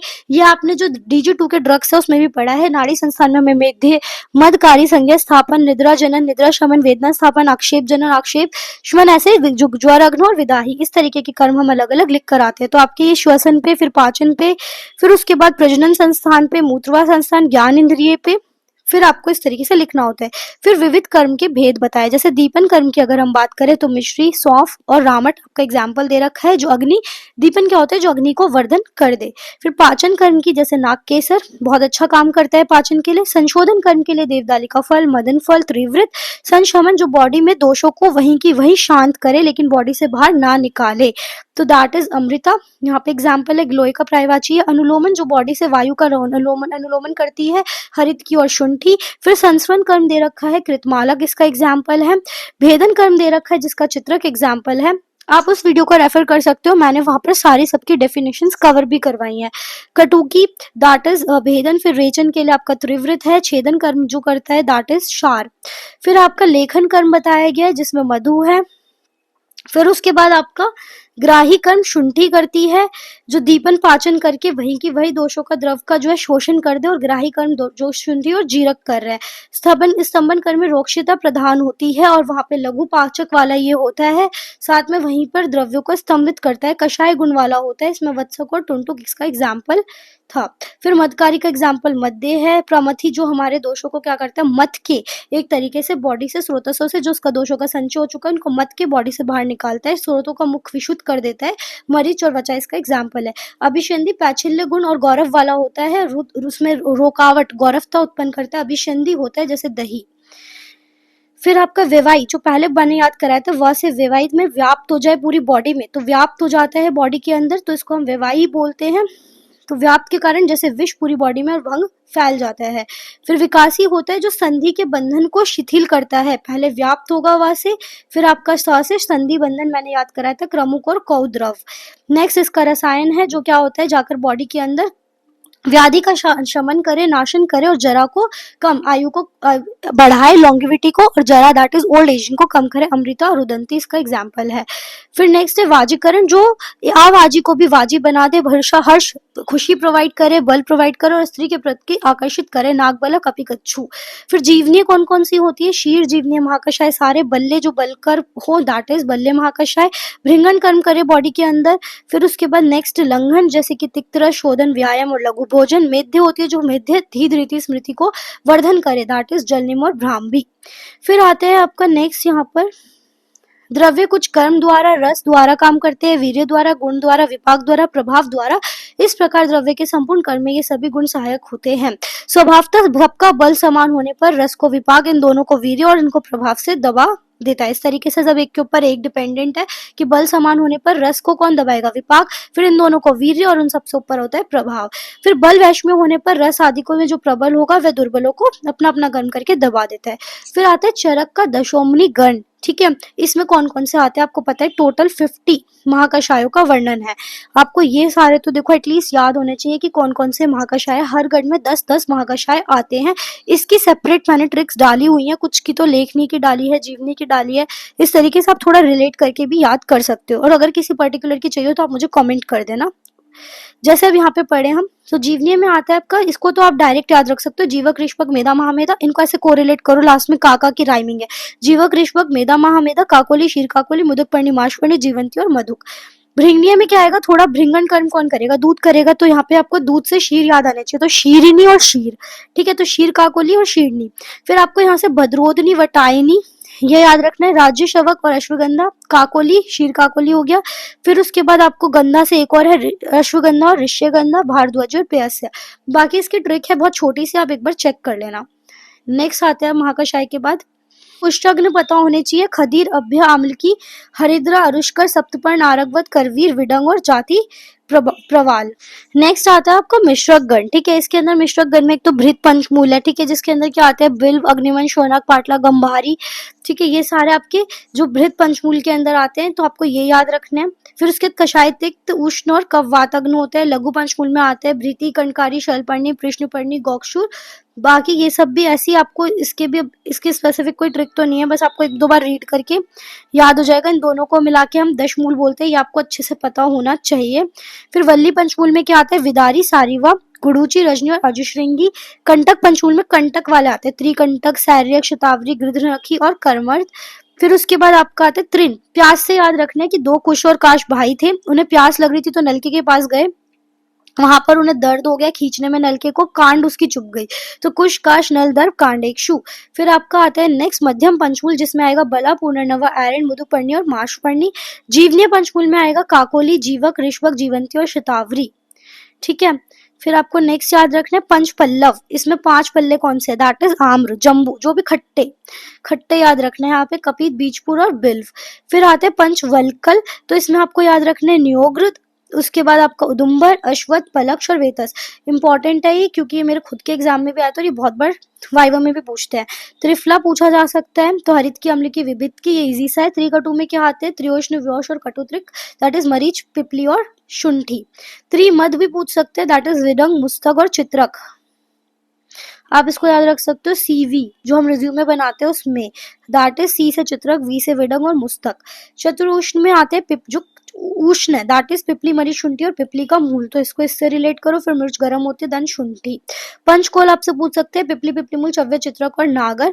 षड उष्ण भी इंपॉर्टेंट है, ये सारे इंपॉर्टेंट ही है जो जल्दी जल्दी हम कवर कर रहे हैं। पिपली, पिपली मूल, चव्य, चित्रक, नागर में क्या ऐड कर दो, मरीच। चतुर्बीज, मेथिका का, चंद्रशूर का, काला जाजी और यवानिका। मेथिका, चंद्रशूर, काला जाजी एंड यवानिका। जीवनीय गण में क्या आता है, जीवंती, काकोली, शीर काकोली, मेधा, महामेधा, मुदुकपर्णी, माशपर्णी, ऋषभक, जीवक, मधुक। अभी जो हमने पढ़ा था वैसे ही है। फिर अष्टवर्ग में क्या क्या आएगा, बस अष्ट चीजें याद रखनी है, दो याद हो जाएंगी, रिद्धि और वृद्धि ऐड हो गई है। जीवक, ऋषभक, मेधा, महामेधा, काकोली, शीर काकोली के बाद रिद्धि वृद्धि आप ऐड कर दो। ये प्रतिनिधि द्रव्य आपसे शॉर्ट में पूछे जाते हैं। जीवक का विदारीकन, ऋषभक का विदारीकन, मेधा महामेधा का शतावरी, काकोली शीर काकोली का अश्वगंधा, रिद्धि वृद्धि का वराहीकन। त्रिजातक भी बहुत इंपॉर्टेंट है, इसमें त्वक, एला और तेज पत्र, आपको इसे याद रखना है टाटा से, ठीक है। त्वक, एला और तेज पत्र। फिर नेक्स्ट है यहाँ पे चतुर्बीज के बाद चतुर्जातक पूछा जाता है, तो यहाँ पे बस टाटा में टैट नो ऐसे याद रख लो, ठीक है। फिर उसके बाद आपको कटु चतुर्जातक अगर पूछे तो एला, त्वक, तेजपत्र और मरीच। पंच तिक्त, गुड़ूची, नींब, वासा, कंटकारी और पटोल। अम्ल पंचक में पांचों खट्टी खट्टी चीजें कौन सी होती है, अम्लवेतस, अम्ल से याद रखना है। फिर आप नींबू खट्टा होता है, जामुन खट्टा है, मातुलुंग और नारंग। फिर आता है नेक्स्ट त्रिकर्षिक, दैट इज नागर, अतिविषा एंड मुस्ता। चतुर्भद्रक भी पूछा जा सकता है, नागर, अतिविषा, मुस्ता, ऐसे इसमें आपने जी ऐड कर दिया, ठीक है। नाग याद रख लो इसके अंदर, NAG, मैथ। फिर स्वल्प, स्वल्प त्रिफला, काश्मर्य, खजूर और परुषक। मधुर त्रिफला पूछा जाता है जिसमें द्राक्षा, काश्मर्य और खजूरी फल। महाविष टोटल 5 बताए गए हैं, जिसमें श्रृंगी, कालकूट, मुस्तक, वत्सनाभ और सातुक्त। फिर उपविष में टोटल 7 बताए गए हैं, जिसमें लांगिली, कुचला, कनेर, भांग, भल्लातक, धतूरा एंड अर्क। नेक्स्ट आप यहाँ से याद रखो, अग्रे औषधि वर्ग में ये पूछा जाता है। देखो अग्रे ऐसे नहीं पूछेंगे, कोई एक आधा पूछ लेंगे कि जैसे वृत्ति कारणम में अन्न श्रेष्ठ है, ठीक है। फिर उसके बाद श्वास में उदक बताया गया है, उसके बाद सूरा श्रमहर बताई गई है, शीर जीवनीय बताई गई है, मांस भृंगनीय बताई गई है, रस तर्पण आदि कर्म में लवण जो है वो रुचिकार होता है। फिर उसके बाद अम्ल हृदय में बताए, कुकुट बल्ले बताया, नक्र रेतस में वृक्ष बताया गया, मधु श्लेष्म पित्त प्रशमन बताया गया। इस तरीके से आपसे थोड़ा बहुत शॉर्ट आंसर में ही आ जाते हैं, तो उसको आपको रीड करना पड़ेगा। नेक्स्ट जांगम गण, ठीक है। जांगम गण में क्या आता है, 8 प्रकार के शीर बताए गए हैं, किस किस के लेने चाहिए, अवि, अजा, गौ, महिष, उष्ट, हस्तिनी, अश्व और स्त्री दुग्ध। फिर ऐसी मूत्र बताए गए हैं, यही सेम। फिर उसके बाद पित्त पंचक में मत्स्य का पित्त, गौ पित्त, अश्व पित्त, नर पित्त और मयूर पित्त। पार्थिव गण में लवण पंचक बताए हैं, ये आपसे रस शास्त्र में भी पूछा जाता है। सैंधव लवण, सामुद्र वीड, स्वरचल और रोमक, दैट इज ब्लैक सोल्ट। 2 तरीके के सार कौन से होते हैं, सर्जी, यवशार, ठीक है। फिर नेक्स्ट आता है क्षार अष्टक, ये भी आपसे रस शास्त्र में पूछा जाता है। पलाश, वज्री, शिखरी, चिंचा, अर्कक्षार, तिलनाल, यव और सर्जी क्षार। नेक्स्ट आता है द्रव्य नामकरण सिद्धांत, इसमें क्या बताया गया है कि जो द्रव्य का नाम है वो कैसे रखा जाता है, तो रूढ़ी, प्रभाव के अनुसार, देश के, लांछन, उपमा, वीर्य और इतर आहे, मतलब कोई और रीजन स्पेसिफिक हो सकता है। तो द्रव्य नामकरण के आधार है कि जैसे उसका बाह्य रचना के आधार पे मॉर्फोलॉजिकल, ठीक है, उसकी उपमा के आधार पे किससे कंपेयर करा, उसके देश या उत्पत्ति के स्थान के आधार पर, काल के आधार पे, गंध, रस, कर्म, प्राचीन मान्यताओं के आधार पे, या फिर सामान्य प्रयोग के आधार पे, ऐतिहासिक कोई कर्म है, विभिन्न जंतुओं के आधार पर, विशिष्ट आंतरिक जो उसकी इंटरनल एनाटॉमी है उसके आधार पे, लांछन चिन्ह के आधार पर, रूढ़ी के आधार पर, वीर्य के आधार पे, यह लास्ट में आता है उसका महत्व क्या है। जो वैद्य औषध के नाम एवं पर्याय को ही नहीं जानता है वह संदेह युक्त, हमेशा डाउटफुल रहेगा। औषधियों को देखते हुए भी नहीं पता चलेगा कि वो किस चीज की मेडिसिन है। फिर आता है भेषज परीक्षा विधि, जिसमें भेषज को कारण कहा गया है, ठीक है। भेषज वह है जो धातु को सामने रोगों से मुक्त करवा दे। प्रयत्नशील चिकित्सक के लिए विशेषकर कार्य योनि, प्रवृत्ति, देश, काल तथा उपाय प्रयत्न पूर्वक साधन सहायक होती है। देव विपाश्रय, युक्ति विपाश्रय, स्वत्वाज्य, हमने 3 तरीके की चिकित्साएं पढ़ी होती है। तो देव विपाश्रय भेषज क्या होती है, जिसके अंतर्गत मंत्र, औषधि, मणि, मंगल, बलि, उपहार, होम, नियम, ये सारी चीजें हैं। युक्ति में क्या आएगी, जिसके अंदर युक्ति विपाश्रय में संशोधन, उपशमन, जो प्रत्यक्ष फलदायी समस्त क्रियाओं के समाविष्ट होती है। अंग भेद से भेषज 2 प्रकार की, अद्रव्यभूत और द्रव्यभूत। अद्रव्यभूत जो उपाय द्वारा व्याप्त हो, जैसे भय दर्शन करवाकर, विस्मारण, शोभन, हर्षण, भतर्सन ऐसे करके कुछ वध करके। द्रव्य जिसमें हम द्रव्यों का यूज करें, जैसे वमन आदि, विरेचन आदि द्रव्य। ये द्रव्य प्राकृतिक स्वभाव के हैं, इस द्रव्य का गुण है, इस द्रव्य का प्रभाव से काम कर रही है, उसके इस देश में ऋतु में उत्पन्न हुई है, किस में ग्रहण करने, किस स्थान पे संग्रहित हुई है और क्या उसकी क्रिया है। फिर द्रव्य संग्रह पे एक क्वेश्चन आता है कि क्या क्या हमें देखना होता है, वो हमसे पूछा जाता है कि वो कहाँ कहाँ नहीं होनी चाहिए। विश्व वलिमक, शमशान, अघातन, देवतायन, सिकता, इन सब मतलब ऐसी जहाँ पे शक्र अशम ऐसी भूमियां उससे दूर हो। फिर उसके बाद कृष्ण, गौरी, लोहित, वर्ण्य, मृतिका से युक्त या स्निग्ध या फिर मृदु, स्थिर, सम, अनुशर, अभंगुर, उदक युक्त ऐसी जगह पे से उत्पन्न हुई है तो हमें उसको यूज कर सकते हैं। ठीक है, प्रशस्त भूमि के लक्षण पूछे जाते हैं तो आपको ये पता होना चाहिए। फिर उसके बाद आता है प्रयोज्य अंग अनुसार संग्रह काल पूछा जाता है। सभी कार्यों के लिए हमने शरद ऋतु श्रेष्ठ बताया। वमन विरेचन के लिए वसंत, प्रातः काल में उसे संग्रहित करा जाता है। विशेष काल अलग अलग दे रखे हैं। अब यहाँ देख सकते हो जैसे शाखा का हम वर्षा वसंत में, पत्र का पल्लव दैट इज वर्षा वसंत में, मूल का कब बताया ग्रीष्म और शिशिर, त्वक शरद, 3 शरद है, त्वक, कंद और शीर। सार हमें हेमंत में, पुष्प यथाकाल अनुसार, फल भी यथाकाल अनुसार बताया गया है। फिर आचार्य सुश्रुत ने क्या बताया, सौम्य औषधियों को सौम्य ऋतु में और अग्नि औषधियों को अग्नि ऋतु में हमें करना होता है। द्रव्य संग्रह स्थल की अगर बात करें तो अग्नि द्रव्य जो है वो विंध्य पर्वत वाले क्षेत्र में और सौम्य हिमालय में। ठीक है, विरेचन अर्थ जो द्रव्य है पृथ्वी एवं जल महाभूत प्रधान भूमि में, और वमन अर्थ जो है अग्नि आकाश वायु। उभय कर्मार्थ द्रव्य की बात करें तो पंच महाभूत जो प्रधान भूमि है, शमन द्रव्य आकाश महाभूत प्रधान। देश और भूमि की बात करें तो रोग या चिकित्सा उपयोगी द्रव्य मात्र का जो आधार है वही उसका देश है। भूमि और आतुर को हम क्या कह रहे हैं, देश कह रहे हैं, जिसकी बॉडी है और भूमि जहाँ से उत्पन्न है। तो जैसे देश और भूमि की बात करें तो भूमि में जांगल जो वात प्रधान, आनुप जो कफ प्रधान और साधारण जो समदोषज होता है। देश पे भी क्वेश्चन आते हैं तो उस जांगल देश में क्या होगा, जलाशय कम होंगे और अल्पी वृक्ष होंगे। अगर ज्यादा मात्रा में जलाशय है दैट इज आनुप, सम है दैट इज साधारण। प्रवात प्रचुर मात्रा में बहुत ज्यादा धूप देखने को मिलेगी और निवात और दुर्बल मात्रा में दैट इज एन आनुप। स्वल्प रोग युक्त होगा जांगल देश, बहुदोष युक्त होगा आनुप। ठीक है, तो आपसे ये पूछा जाता है। नेक्स्ट आता है भेषज अगार पे एक शॉर्ट क्वेश्चन आता है तो ये आपको पता होना चाहिए। जो भेषज अगार है जैसे कि हमें शंकु पर औषध रखने की पूर्व या उत्तर दिशा सही बताई गई है। फिर मृतिका, भांड, फलक और प्लोत के बारे में, उत्तम भूमि से निर्मित हो, धूम, वर्षा, वायु, क्लेद से रहित ग्रह जो बनाया जाता है उसे हम भेषज अगार कहते हैं। फिर औद्भिद द्रव्यों के कौन कौन से अंग यूज होते हैं ये आपने उसमें भी पढ़ा है, अगध में भी। तो मूल, त्वक, सार, निर्यास, नाल, स्वरस, पल्लव, क्षार, शीर। फिर उसके फल, पुष्प, भस्म ये सारी चीजें यूज होती है। और अगर हम जांगम द्रव्यों की बात करें तो नख, खुर, रोचन, लोम, श्रृंग, चर्म, रक्त, गौरस, पित्त, वसा, मधु, मज्जा, मूत्र, स्नायु, केश, रेतस, आमिष, विट और अस्थि। उसके बाद आते हैं द्रव्य की शोधन आदि क्रिया। नेक्स्ट टॉपिक जो है दैट इज द्रव्य शोधन आदि प्रकरण। ठीक है, तो इसमें शोधन प्रकरण से कुछ क्वेश्चन आते हैं कि जब किसी भी द्रव्य का हमें मल का जो पार्ट है या फिर कोई उसके अंदर इम्प्योरिटीज है उसे दूर करना है तो उसके लिए जो औषधियों को हम लोग क्या करते हैं, हमने आरस शास्त्र में भी पढ़ा है, उसका मर्दन करते हैं हम, ट्रैचुरेशन वगैरह, शालन प्रक्रिया करते हैं, निर्वापन करते हैं, ऐसे कर्म करके हम शोधन करते हैं। फिर जैसे वत्सनाभ है, ठीक है, तो उसका अगर हमने शोधन करना है तो क्या करेंगे, वत्सनाभ को हम लोग छोटे छोटे टुकड़ों में डिस्ट्रीब्यूट कर लेंगे। फिर एक गौ दुग्ध या फिर अजा दुग्ध लेके दोला यंत्र से स्वेदन करेंगे 6 घंटे तक तो वो शुद्ध हो जाता है। कुचला का पूछ सकते हैं तो कुचला का बीज कहाँ से कुचला है, कहाँ से हमें कांजी याद रखनी है, उसमें डुबोकर 3 दिन तक उसे पड़ा हुआ रखना है। फिर उस तरीके से 3 दिन बाद जब बीजों को कांजी से बाहर निकालेंगे उसकी त्वचा को छीलकर अलग कर देंगे और धूप में सुखाएंगे।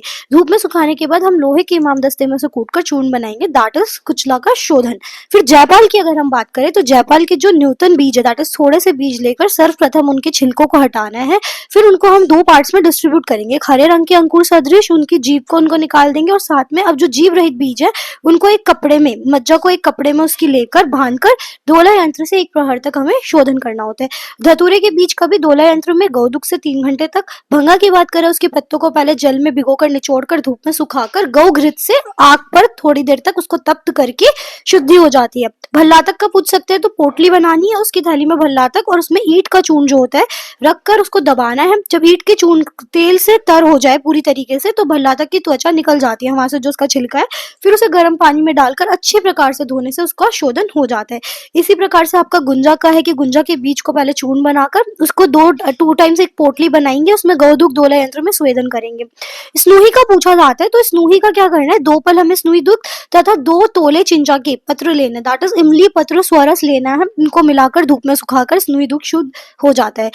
लांगली का याद रखना है, गौमूत्र से होता है। ये सारा शोधन ना आपको रस शास्त्र में भी पूछा जाता है, तो दिस इज इम्पोर्टेंट। तो रस शास्त्र पॉइंट ऑफ व्यू से भी इम्पोर्टेंट है। अहिफेन आपसे अगध में पूछा जाता है, तो अगध में ये शोधन 3-4 का आता है, जैसे स्नूही, गुंजा, लांगली। लांगली हो गया। अहिफेन क्या, जल और गौदुक द्वारा अदरक स्वरस में इसका 7 दिन तक 21 भावना देते हैं। अति विषा का पूछा जाता है, तो गौ में रस से स्वेदन, और गुगुलू का 1 प्रहर तक 4 गुना हमें गौदुग्ध में शोधन करना है, दैट इज स्वेदन करना है। फिर अभाव प्रतिनिधि द्रव्य, अगर मान लो कोई द्रव्य प्रेजेंट नहीं है तो उसका प्रतिनिधि हम क्या यूज करते हैं, जैसे चित्रक का हम दंती और अपामार्ग, तग्र का हम कुष्ठ करते हैं, अहिंसा का हम लोग मानकंद यूज करते हैं, धनव्यास का दुरालाप, गुडुचि सत्व का गुडुचि स्वरस कर सकते हैं, मूर्वा का जिंगनी। इस तरीके से आपको कुछ कुछ याद रखना है, जैसे उत्पल का पंकज है, कमल कमलाक्ष हो गया, चवी का और गज पिपली का पिपली मूल, सोमराजी। तो आपको जैसे तालिश पत्र, रसांजन, दारवी, तो थोड़े बहुत ही याद रखने होते हैं इसमें, ये ज्यादा इंपॉर्टेंट नहीं रहता है। जो इंपॉर्टेंट है वो अष्टवर्ग का आता है। तो अष्टवर्ग अगर हम बात करें तो ये वाले कैसे याद रख सकते हो, इसके अंदर विश्व याद रखना है, ठीक है। तो वी से विदारी कंठ, फर्स्ट होता है जीवक ऋषभक, उनका विदारी कंठ। शा से आएगा मेधा महामेधा, दैट इज शतावरी, और वा से अगेन विश्व आएगा पहले, तो काकोली, शीर काकोली से अश्वगंधा, और रिधि विरिद्धि का वराही कंद, ठीक है।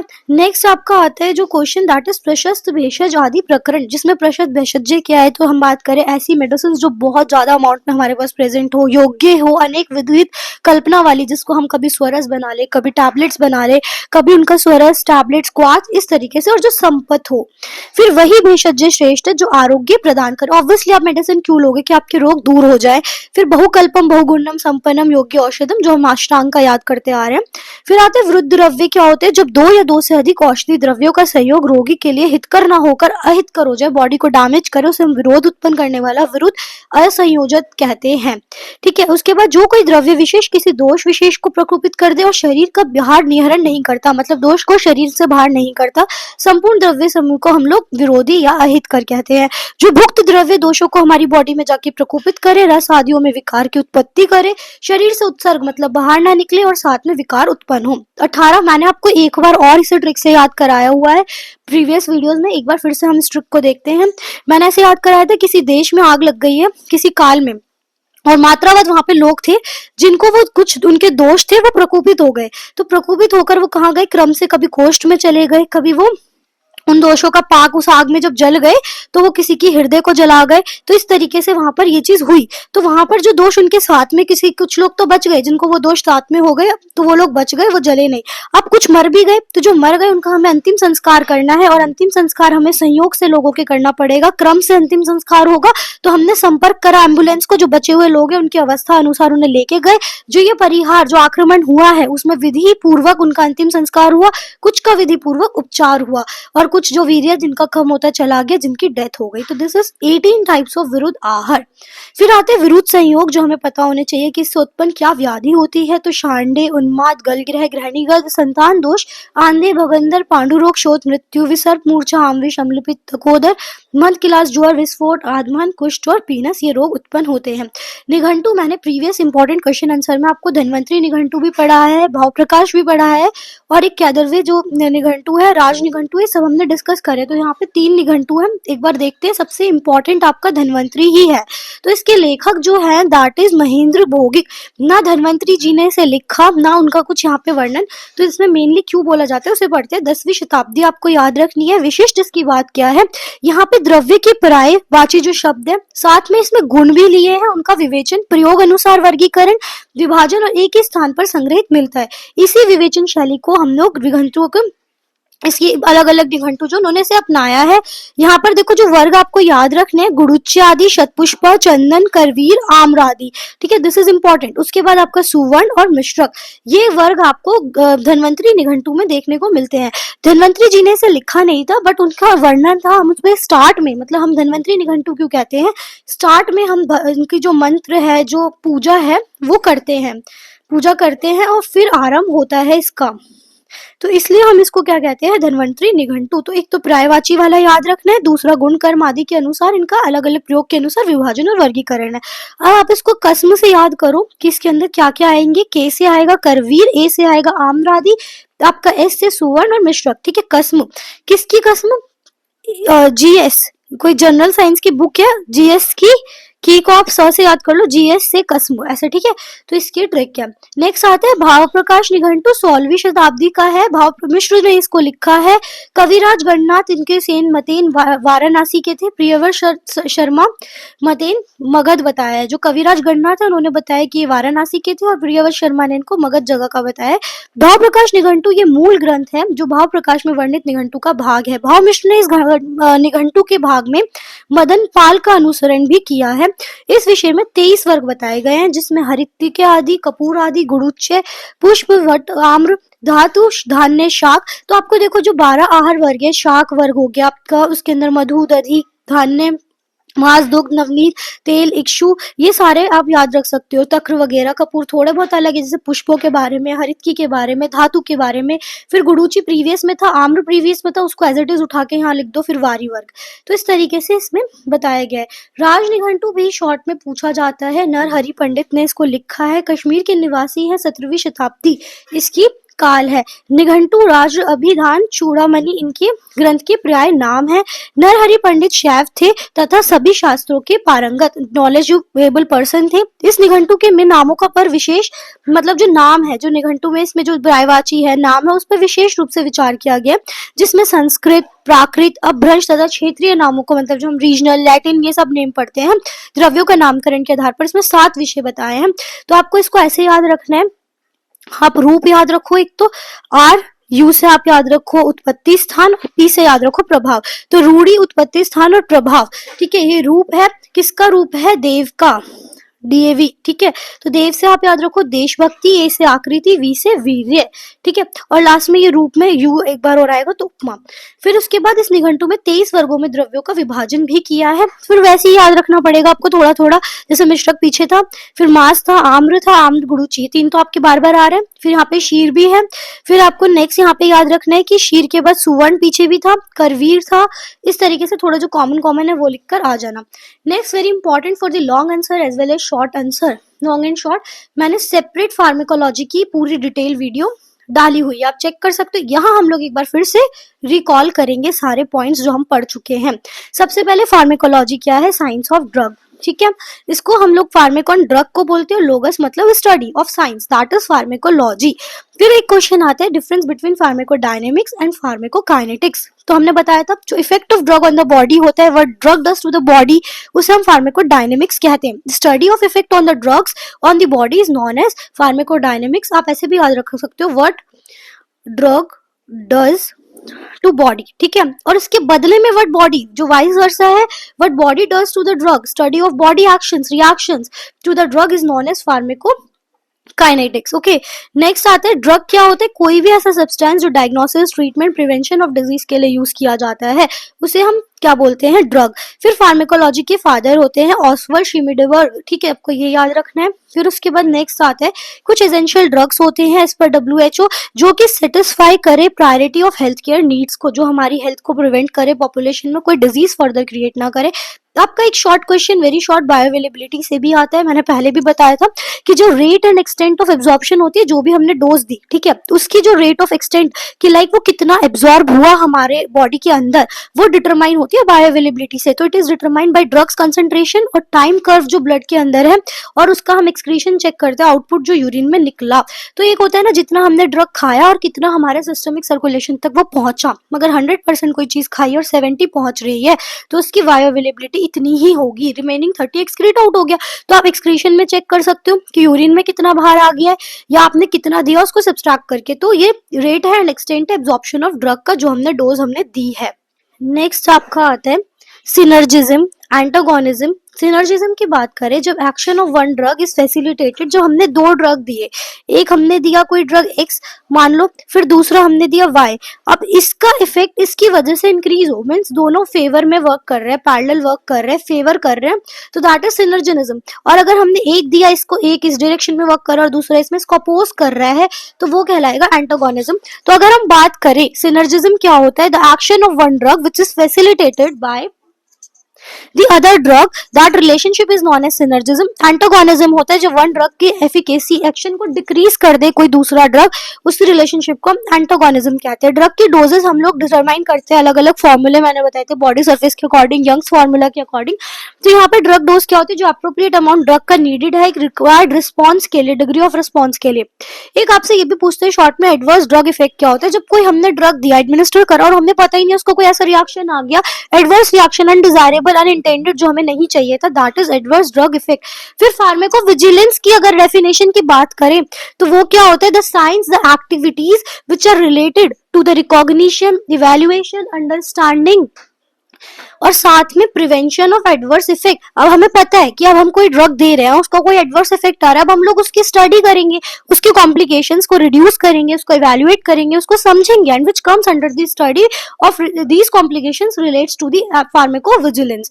फिर आता है ड्रग का नॉमेनक्लेचर. ये आपसे ना बहुत शॉर्ट, वेरी शॉर्ट में पूछते हैं, ठीक है. तो क्या होता है कि 3 कैटेगरी के नाम होते हैं, chemical name, non proprietary name और प्रोप्रिएटरी. तो आपको 3 नाम पता होने चाहिए. लॉन्ग क्वेश्चन फॉर ड्रग्स के रूट ऑफ एडमिनिस्ट्रेशन में 10 बार बता चुकी हूँ कम से कम अब तक प्रीवियस वीडियो में कि ये इंपॉर्टेंट क्वेश्चन रहता है. लोकल रूट होते हैं जिसमें आपके 3 आते हैं, टॉपिकल, इंट्रा आर्टिकुलर और इंट्रा आर्टिकुलर. इन सब की डेफिनेशंस प्रीवियस वीडियो से आप रेफर करना, फार्माकोलॉजी वाली. यहाँ हम शॉर्ट में पढ़ रहे हैं. तो लोकल रूट क्या होते हैं, जैसे मान लो कोई चोट लगी है, हमने तुरंत स्किन पे, तो हमने टॉपिकल जो रीजनल एक्शन हमने दिखाया वहीं की वहीं मेडिसिन अप्लाई कर दी.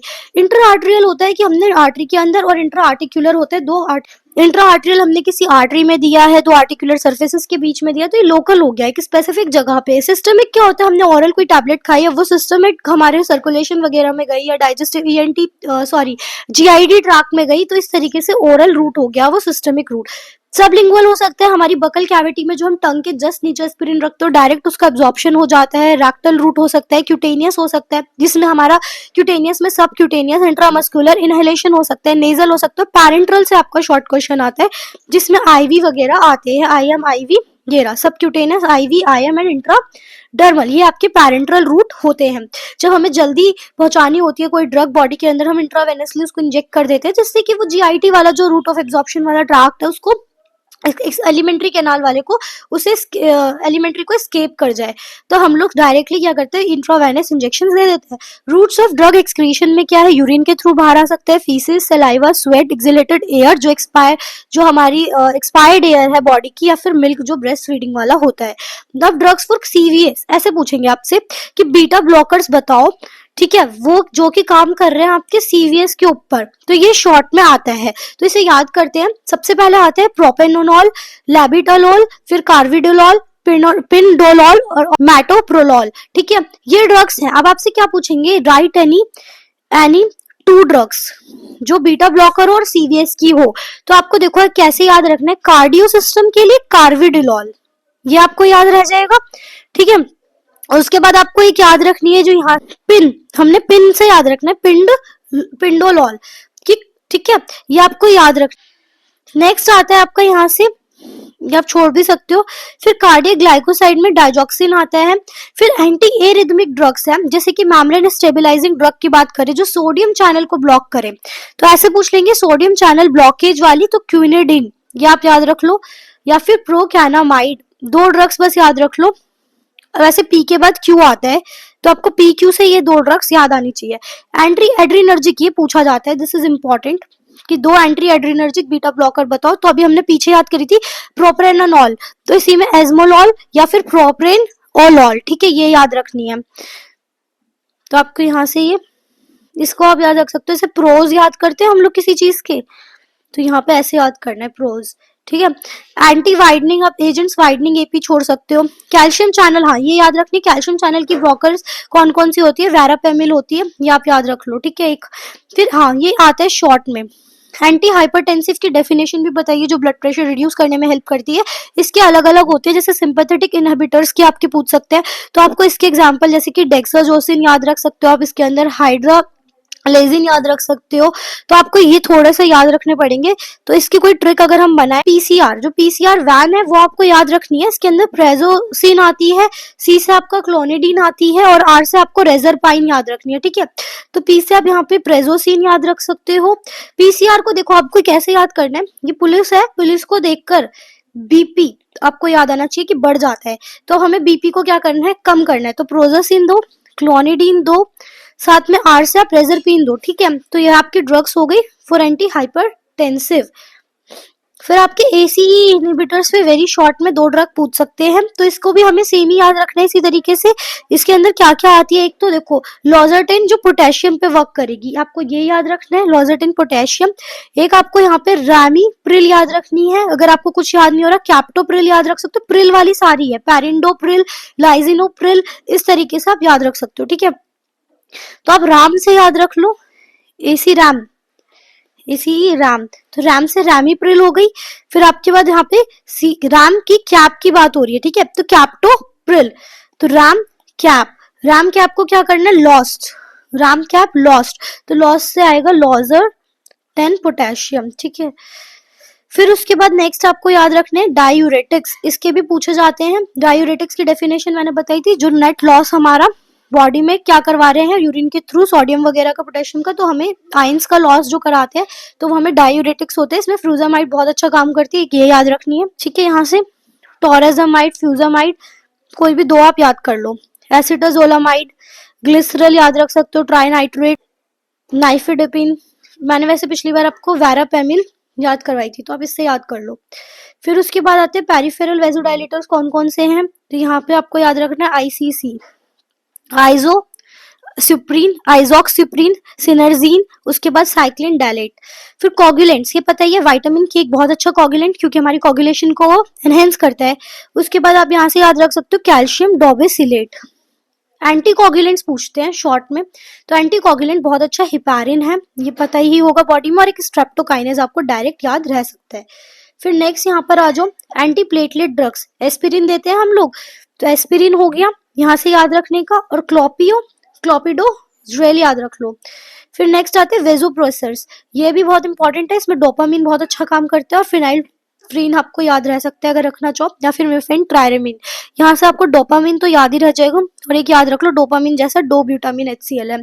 फिर पल्मोनरी हाइपरटेंशन के लिए हम वोजेंटीन देते हैं, ये याद रख लो। यहाँ से एक आपको जो याद रखना है, मस्कुलर सिस्टम में हम ओपियोइड जो देते हैं, एनाल्जेसिक्स जो पेन रिलीवर हो, पेन रिड्यूस करते हैं, तो उसमें हम लोग कौन कौन से देते हैं, एक तो मॉर्फिन आपको याद होगा, मॉर्फिन सल्फेट, ठीक है। एक हम सबसे अच्छा ट्रामेडोल, अभी एट प्रेजेंट भी हम लोग ट्रामेडोल की टैबलेट्स जब देते हैं, इंजेक्शन भी देता है ट्रामेडोल का, जो बहुत हाई पेन हो रहा होता है, तो ये आपको याद रह सकते हैं। नॉन ओपियोइड ड्रग्स हमें पता है, एस्पिरिन होता है, आइब्यूप्रोफेन होता है, मैंने इसको आपको PAIN याद रखने को बोला था, ये अच्छे एनाल्जेसिक्स है, साथ में इसमें ओपियोइड प्रेजेंट नहीं है। पी से आपको याद रखना है पैरासिटामोल, ए से आपको एस्पिरिन याद आना चाहिए, फिर आपको आई से आइब्यूप्रोफेन, फिर आपको एन से नेप्रोक्सोन, ये याद आना चाहिए, तो आपके ये पेन से ही ड्रग्स कवर हो जाएंगे। फिर उसके बाद नेक्स्ट आता है, मसल को रिलैक्स करने वाले कौन से हैं, डाइसाइक्लोमीन, ठीक है। उसके बाद आपका यहाँ पे है बैक्लोफेन, फिर आपका क्लोरोमिजोनोन, इसको आपको कैसे याद रखना है, जो BDC की आपकी बुक है ना, वो मसल रिलैक्स हो जाता है पढ़ के, उल्टा होता है वैसे, लेकिन यहाँ पे आपको ऐसे ही याद रखना है, ठीक है। नेक्स्ट आपको यहीं से, हाँ, अब आपसे एंटीबायोटिक्स से बहुत अच्छा क्वेश्चन बनता है शॉर्ट, वेरी इंपॉर्टेंट, तो आपको एंटीबायोटिक्स पढ़ना है, ब्रॉड स्पेक्ट्रम, नैरो, सारे। यहाँ पे आपको पेनिसिलिन के कुछ एग्जाम्पल, जैसे एम्पिसिलिन याद रख सकते हो, एमोक्सोसिलिन जो याद रहता है, बेंजाइल पेनिसिलिन भी याद रह सकता है। कार्बापेनम की बात करें तो आप यहाँ पर एक तो फेरोपेनम याद रख लो, एक आइमी पैनम। फिर सिफेलोस्पोरिन्स पूछ सकते हो, तो सिफेल से ही याद रखो, सेफाजोलिन सोडियम, एक सिफेक्सिन आप याद कर सकते हो। नेक्स्ट यहाँ पर अमीनोग्लाइसाइड्स में अमीकेन, बस इसी से याद कर लो। फिर टेट्रासाइक्लिन्स में हमें डॉक्सीसाइक्लिन याद रहता है, टेट्रासाइक्लिन ही लिख कर आ जाना। क्लोरमफेनिकोल हमें ब्रॉड में याद रहता है, क्लोरमफेनिकोल का नाम। फिर मैक्रोलिड्स की अगर एजिथ्रोमाइसिन हम देते हैं। फिर नेक्स्ट यहाँ से, हाँ, ये आपको याद रखना है, क्यूनिलॉन्स हम लोग बहुत सारे एंटी मलेरियल में यूज करते हैं, जिसमें आपको जो याद रह सकता है वो लीवोफ्लॉक्सासिन और सिप्रोफ्लॉक्सासिन। फिर नेक्स्ट आओ यहाँ पे, सल्फिनोमाइड्स की अगर हम बात करें तो टाइमेथोप्रीम होता है, और सल्फेडाइजिन डायरेक्ट सल्फर से। हाँ, अब आपको एंटी फंगल याद करना है, कुछ एंटीबायोटिक्स मैंने ऊपर मार्क करा दी। एंटी फंगल में आप कैसे याद कर सकते हो, एक तो फंगल से रिलेट करो, फ्लूकोनाजोल ऐसे याद कर लो, ठीक है, और itraconazole, itra is a place in UP, है ना, तो यूपी में फ्लू फैल गया है, आपको ऐसे याद करना है, इट्रा, तो इट्रा से याद आएगा इट्राकोनाजोल। और जो फ्लू से याद आएगा, फ्लूकोनाजोल ये फंगस के लिए है, ठीक है। और एम्फोटेरिसिन बी। फिर नेक्स्ट आपको एंटी मलेरियल, जो मैं अभी बोल रही थी ना, क्लोरोक्विन यहाँ पे होती है, सल्फोनामाइड्स हो गई। मलेरिया पे देखो एक फायदा क्या आपको यहाँ से याद रखने का, एक तो आपको क्वेश्चन आता है फार्मा में, प्लस स्वस्थ वृत्त में भी पूछते हैं एंटी मलेरियल प्रोग्राम्स में। तो एंटी मलेरियल डायरेक्ट क्वेश्चन आने के ज्यादा चांसेस है। तो सल्फोनामाइड्स, क्लोरोक्विन, फिर आप यहाँ पे याद कर सकते हो क्विनिन सल्फेट, ठीक है। फिर और क्या याद हो सकता है यहाँ से, प्राइमा क्वीन, तो ये कुछ कुछ आप याद कर सकते हो। लेप्रोटिक में डेप्सोन देते हैं। एंटीवायरल, ये भी थोड़ा इजी सा है, इसमें ए साइक्लोविर देते हैं हम लोग, राइबाविरिन देते हैं, इंटरफेरॉन्स देते हैं। फिर एंटी रेट्रोवायरल ड्रग्स में क्या है, एबाकेविर सल्फेट। फिर यहाँ से आपको जो याद रखना है, टैनोफोविर याद रख लो, एडिफोविर याद रख लो। फिर प्रोटोजोल इन्फेक्शन हुआ है अगर किसी को, तो हम क्या देते हैं, फ्रियाजोलेडोन, ठीक है। और यहाँ पे ऑर्निडाजोल भी एक इंपॉर्टेंट है। और टिनी होते हैं, टिनी प्रोटोजोआ, तो यहाँ से आप याद रख सकते हो टिनिडाजोल। फिर एंटी हेलमिंथिक, जिसमें बहुत बार आपको नाम भी सुना होगा, एल्बेंडाजोल और मेबेंडाजोल, दिस इज इंपॉर्टेंट, ये डायरेक्ट याद रहता है। फिर ट्यूबरकुलोसिस का भी आपका RNTCP प्रोग्राम जो है उसमें हमने पढ़ा है, क्या क्या पढ़ा है, इथेम्ब्यूटॉल पढ़ा होगा आप लोगों ने, स्ट्रेप्टोमाइसिन पढ़ा हुआ है, राइफेम्पिसिन पढ़ा हुआ है, साइक्लोजीरिन पढ़ा हुआ है, तो ये आप याद रख सकते हो। बाकी इसको याद करने का तरीका यही है, रईस, RES, ठीक है, इसको याद करने का है। फिर ड्रग्स फॉर CNS, ये भी इंपॉर्टेंट, ट्रैंक्विलाइजर्स एंड सेडेटिव्स, पैम होती है, पैम पैम लगाना है, ठीक है, ऑक्सापैम, फिर आपके लोराज़ापैम, और यहाँ पे आपको बस इतना ही। फिर एल्प्राजोल है, ये आपके सेडेटिव्स एंड ट्रैंक्विलाइजर्स के एग्जांपल्स हैं। फिर एंटी डिप्रेसेंट आपको अगर याद रखने हैं तो इसके अंदर आप एक अमोक्सापिन, एंटी डिप्रेसेंट पीन याद रखना है, ठीक है। मेट्राजेपिन हो गए आपके, क्लोमिप्रामीन हो गए, डॉक्सीपिन हो गए। फिर यहाँ से एंटी मैनिक ड्रग्स, इसमें आप लिथियम बस याद रख लो। फिर नेक्स्ट आपका ये आता है शॉर्ट में हिप्नोटिक्स पे, तो बार्बिट्रेट सारे हिप्नोटिक्स, नाइट्राजेपम हो गई, फ्लूराजेपम हो गई, ठीक है। फिर एंटी कन्वल्जेंट में हम बहुत अच्छा एग्जांपल पढ़ते हैं, एक तो क्लोबाजेम का पढ़ते हैं और गैबापेंटिन का पढ़ते हैं, सोडियम वैल्पोरेट भी होता है। फिर आपका रिजिडिटी और ट्रैमर्स कौन कंट्रोल करता है, एक लेवोडोपा बस याद रख लो, क्रिप्टिन। फिर एंटी इमेटिक्स ये पूछते हैं वॉमिटिंग के लिए, वॉमिटिंग रिड्यूसर, ठीक है, नोजिया को कौन कम कर रहे हैं, इसमें क्या क्या देते हैं इसको आपको पढ़ना है। तो क्या क्या है देखो, आप वाटर से रिलेट करो कि हाइड्रेट रहना है हमें, तो डाई मैन हाइड्रीनेट, ठीक है, आपको यहाँ से याद हो जाएगा। फिर हम ऑनडेनस्ट्रॉन देते हैं, ठीक है, ऑनडेनस्ट्रॉन, यहाँ पे डोमपेरिडोन देते हैं, ये तो अब कॉमन है, बहुत कॉमन ड्रग है डोमपेरिडोन, ठीक है। फिर उसके बाद माइग्रेन किसी के बहुत ज्यादा है तो प्रोपेरानॉल देते हैं, एर्गोटामिन देते हैं। फिर नेक्स्ट आते हैं सेरिब्रल एक्टिवेटर, इसमें से आप एक ही याद कर लो, नीमोडाइपिन। फिर आ जाओ पेरिफेरल न्यूरोपैथी में क्या देते हैं, इतना इंपॉर्टेंट नहीं है। GIT वाले कुछ इंपॉर्टेंट है, जिसमें हमें H2 पहली बात याद रख लो, GIT के लिए ब्लॉक करना है, तो क्या देते हैं, रेंटिडिन याद है गैस के लिए, तो सिमेटिडिन, रेंटिडिन, फैमोटिडिन, ऐसे डीन वाले कहाँ आ गए वो, अल्सर हीलिंग एंड GIT के लिए डीन याद रखो, ठीक है। फिर यहाँ पे हमें ओमेपैराजोल, ओमेपैराजोल भी बहुत लोगों ने खाया होगा। फिर आते हैं ड्रग्स जो मोटिलिटी एनहेंस करते हैं, तो उसमें हमें याद रखना है, एक तो यहाँ से आइसोप्रोपामाइड और आइटोप्राइड HCl।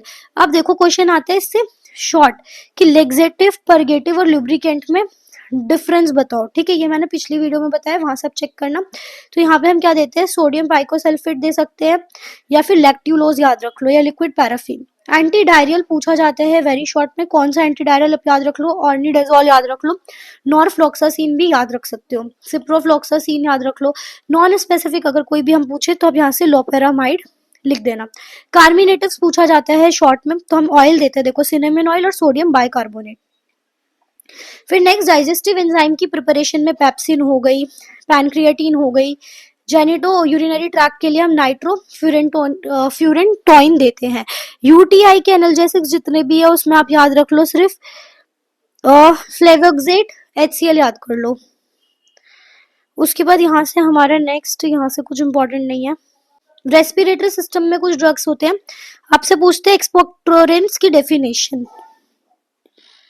एक्सपेक्टोरेंट्स क्या होते हैं, जो हमारे बॉडी में जाकर जो हमारा कफ स्प्यूटम इनकी जो विस्कोसिटी है उसको तो बिल्कुल कम कर दे, साथ में वो जो म्यूकस लाइटिक्स ड्रग्स भी होते हैं कुछ वहां पर, और सिक्रीशन जो है उसे एनहेंस करते हैं, ठीक है। तो डायरेक्टली एक्टिंग हो सकते हैं, जिसमें हम सोडियम सिट्रेट पोटेशियम आयोडाइड ये सब देते हैं। साथ में रिफ्लेक्स वाले होते हैं जिसमें अमोनियम क्लोराइड देते हैं, तो पोटेशियम आयोडाइड। तो आपको मैंने एक्सपेक्टोरेंट्स पिछली वीडियो में भी समझाया, वहां से रीड कर लेना। फिर यहाँ पे नेक्स्ट आता है म्यूकस को, जो बिल्कुल विस्कस को उसको कम कर रहा है, विस्कोसिटी को, तो म्यूकोलाइटिक्स होते हैं। और ब्रोंकियल सिक्रीशन एनहेंस करते हैं आपकी एक्सपेक्टोरेंट्स। तो ब्रोम और हेक्सिन याद रखना, जो कि ब्रोम हेक्सिन म्यूकोलाइटिक होता है। ब्रोंको डायलेटर्स इंपॉर्टेंट है, तो जो सिंपैथिक सिस्टम पर एक्ट करते हैं उसमें आपको साल्ब्यूटामोल याद रखना है। और जो मिथाइल एक्सिंथीन्स है वो छोड़ सकते हो। एंटी कोलिनर्जिक पूछ सकते हैं, तो इसमें आपको आइप्रे ट्रोपियम ब्रोमाइड याद रखना है। फिर मास्ट सेल को जो स्टेबलाइज करते हैं सोडियम क्रोमोग्लाइसेट, और ल्यूकोट्रीन के अगेंस्ट जो वर्क कर रहे हैं दैट इज मॉन्टील्यूकेस्ट सोडियम, ठीक है। कॉर्टिकोस्टेरॉइड्स में आपको हाइड्रोकोर्टिसोन याद रह सकता है और प्रेडिनिसोलोन याद रह सकते हैं, तो ये याद रख सकते हो। और जो हम इनहेल कर रहे हैं वो ब्यूटीसोनाइड है। नेक्स्ट आपका एंटी एलर्जिक ड्रग्स कौन कौन से होते हैं आपको ये पता होगा, इसमें हमने कुछ कुछ नाम पहले पढ़ रखे हैं, जैसे सिट्राजिन आपको बता देते हैं, लीवोसिट्राजिन आप याद रख लो, ये इजी सा है। स्किन के लिए हम कौन कौन से ड्रग्स दे रहे हैं, जैसे आप यहाँ पर स्किन के लिए टोल्नाफेटेट देते हो, मिकोनाजोल देते हो, तो ये याद रख लो। नेक्स्ट आपके ये डर्मेटोलॉजिकल आप छोड़ सकते हो पूरा। तो और यहाँ से आप कुछ आइस के ड्रग्स की अगर हम बात करें, तो एंटी इन्फेक्टिव ऑप्थेल्मिक के लिए आप क्या क्या देते हो, सिप्रोफ्लॉक्सासिन देते हो, ये याद रख लो। सेफ्रोमाइसिन याद रख लो, एसाइक्लोविर याद रख लो। एंटी एलर्जिक के लिए हम डाइक्लोफिनेक देते हैं, डाइक्लोफिनेक सोडियम, ये याद रख सकते हो। फिर नेक्स्ट आपको यहाँ से जो याद रखना है, नेजल डिकंजेस्टेंट की अगर हम बात करें तो इफेड्रिन और फिनाइलिफ्रिन, ठीक है, ये याद रख सकते हो। उसके बाद आपके हॉर्मोन्स कौन कौन से, एस्ट्रोजन है, उसके बाद एस्ट्रोडायल है, फिर आपके next progesterone, levonorgestrel, norethindrone acetate, hydroxy progesterone, testosterone, ये सारे कुछ हॉर्मोन्स हैं जो आपको याद रहेंगे। फिर नेक्स्ट यहीं से आपको जो याद रखना है, हाइपरग्लाइसेमिक और हाइपोग्लाइसेमिक डायबिटीज के केस में आ सकता है, इंसुलिन हो गई, एक कार्बोज हो गया, टोलब्यूटामाइड हो गया, यहाँ से आप याद रख सकते हो। नेक्स्ट मेटफॉर्मिन, जो बहुत कॉमन डायबिटिक ड्रग है जो आपको पता होनी चाहिए। फिर नेक्स्ट थायराइड फंक्शन पे कार्बिमाजोल याद रख लो, थायरोक्सिन सोडियम और लेवोथायरोक्सिन सोडियम। न्यूट्रिशन हमें पता है विटामिन का, विटामिन ए, ई, राइबोफ्लेविन 2 होता है, 3 नायासिन होता है, पैराडॉक्सिन 6 होता है, विटामिन सी हो गया। फिर एपेटाइट स्टिमुलेंट हम देते हैं साइप्रो हिपैटिडिन, ठीक है।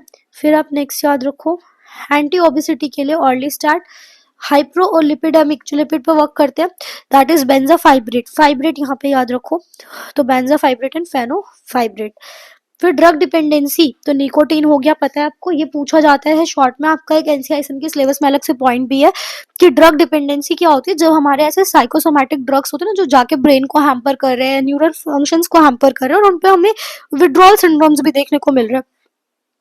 इसमें आपके ओपॉइड्स आ सकते हैं, कैनबिस आ सकता है, आपका निकोटीन आ सकता है, आपका सिटिकोलिन आ सकता है, डाइसल्फिरम आ सकता है। मैंने इसकी एक सेपरेट वीडियो भी डाली हुई है, ड्रग डिपेंडेंसी। इम्यूनो मॉड्यूलेटर पे भी शॉर्ट क्वेश्चन आता है, ये इंपॉर्टेंट है। इसमें आपके 3 ड्रग दे रखे हैं, फ्लीग्रेस्ट्रीम, लिनोग्रेस्ट्रीम और लीडोमाइड, ठीक है, ये इंपॉर्टेंट है। इम्यूनो मॉड्यूलेटर जो इम्यून सिस्टम को मॉड्यूलेट करे, इम्यून सिस्टम को जो सप्रेस कर रहे हैं उसके अंदर आप याद रख लो साइक्लोस्पोरिन, ठीक है। फिर एनेस्थेटिक्स कौन कौन से होते हैं, ये इंपॉर्टेंट है, तो लोराजेपिम याद रख लो यहाँ से। फिर आप यहाँ पे माइडाजोलम याद रख सकते हो, हेलोथीन देते थे पहले, उसके बाद आप यहाँ पे ब्यूपीवेकिन। नेक्स्ट आते हैं मसल को जो रिलैक्स करे, तो उसके अंदर आप याद रख लो कैटामीन, और यहीं पे आपका कैलामिन, ठीक है। फिर आपकी वैक्सीन कौन कौन सी है, रेबीज की, बीसीजी की, टॉक्सॉइड हो गई, डीपीटी, इन्फ्लुएंजा, एमएमआर, ये सारी आपको बताइए। ऐसे इम्यूनोग्लोबुलिन्स आते हैं जिसमें हम एंटी स्नेक देते हैं, ह्यूमन एंटी डी इम्यूनोग्लोबिन देते हैं, नॉर्मल इम्यूनोग्लोबिन और एल्ब्यूमिन। ये सारा फार्मेकोलॉजी के इंपॉर्टेंट ड्रग्स है जो मैंने कवर करा दिए। नेक्स्ट आता है प्रमुख द्रव्य प्रकरण, इसमें हम आपके नाम आएंगे ड्रग्स के, ये आ गया आपका यहाँ से DG2 स्टार्ट हो गया, ठीक है। लास्ट पार्ट है, अब इस वीडियो का कवर करते हैं। सबसे पहले आपका अगरू है, दैट इज एक्युलेरिया एगलोचा। अगर आपने मेरी सेपरेट वीडियो देखी है, मैंने उसमें सबके ट्रिक्स याद कराया है नाम की, तो अगरू मैंने याद कराया था लाइट वेटेड। तो अगर कोई चीज लाइट होगी तो वो पानी में तैरेगी, एक्वा है ना, पानी में तैरेगी, तो एक्विलेरिया एगलोचा बिना लोचे के वो ऊपर आ जाएगी। इसको प्रवर भी बोलते हैं, लोह भी बोलते हैं, राजह भी बोलते हैं, योगज और वंशिक। एलॉय वुड होती है, ईगल वुड होती है इसके इंग्लिश नेम। थाइमिलेसी फैमिली से बिलोंग करता है। तेल या कांड इसका यूज होता है। और इसको शीत प्रशमन, ठंडा होता है ना पानी तो ठंडा याद आएगा। शिरो विरेचन, श्वास हर, तिक्त स्कंद। साथ में कटु होगा, तिक्त होगा, उष्ण। मैंने आपको फर्स्ट ही कॉलम में याद कराया था कि जितने उष्ण, वीर्य, कटु, तिक्त वाले हैं वो सारे उनका विपाक कटु और लघु रुक्ष। फिर मैंने बताया था कि अब हमें पानी में बहुत देर तक हाथ रखेंगे तो त्वचा इसका घर्म और कर्ण अक्षी रोग हर ये होता है। इसके भेद बोले तो कृष्ण अगरू भी मिलता है, काश पीत वाला दाह और मंगल्य अगरू। नेक्स्ट आपका यहाँ पे जो याद रखना है, अग्निमंथ। प्रेम, मैंने बताया था आग में जाओगे तो प्रेम की परीक्षा देनी पड़ेगी। तो प्रेम ना मिक्रोनेटा वैसे इसका नाम होता है। यहाँ पे इंटीजरी फोलिया दे रखा है। जय और श्री पढ़नी भी इसको बोलते हैं। मैंने याद कराया था आग में हम जयकारा लगाते हैं, श्री बोलते हैं। और उसके बाद अपनादेयी और वैजयी, वैजंतिका। वर्बिनेसी फैमिली होती है। पत्र मूल त्वक होते हैं। शोध हर होगा, ये भृत पंचमूल का पाठ है। शीत प्रशमन करेगा और अनुवासनो पग होगा। तिक्त कटु कषाय, उष्ण अगेन रघु लुक्ष। फिर उसके बाद आपका यहाँ पे कटु विपाक। फिर अहिफेन पता है पेपिवर सोमिनिफेरम होता है। ओपियम इसको बोलते हैं। पेपिवेरेसी फैमिली होती है। इसको हम डोडा फल, खसफल, क्षीर भी बोलते हैं। वो विष का पार्ट है। तिक्त कषाय, उष्ण हो गया। अगेन ये सारा सेम रहेगा। मादक होता है ये, न्यूरोटिक।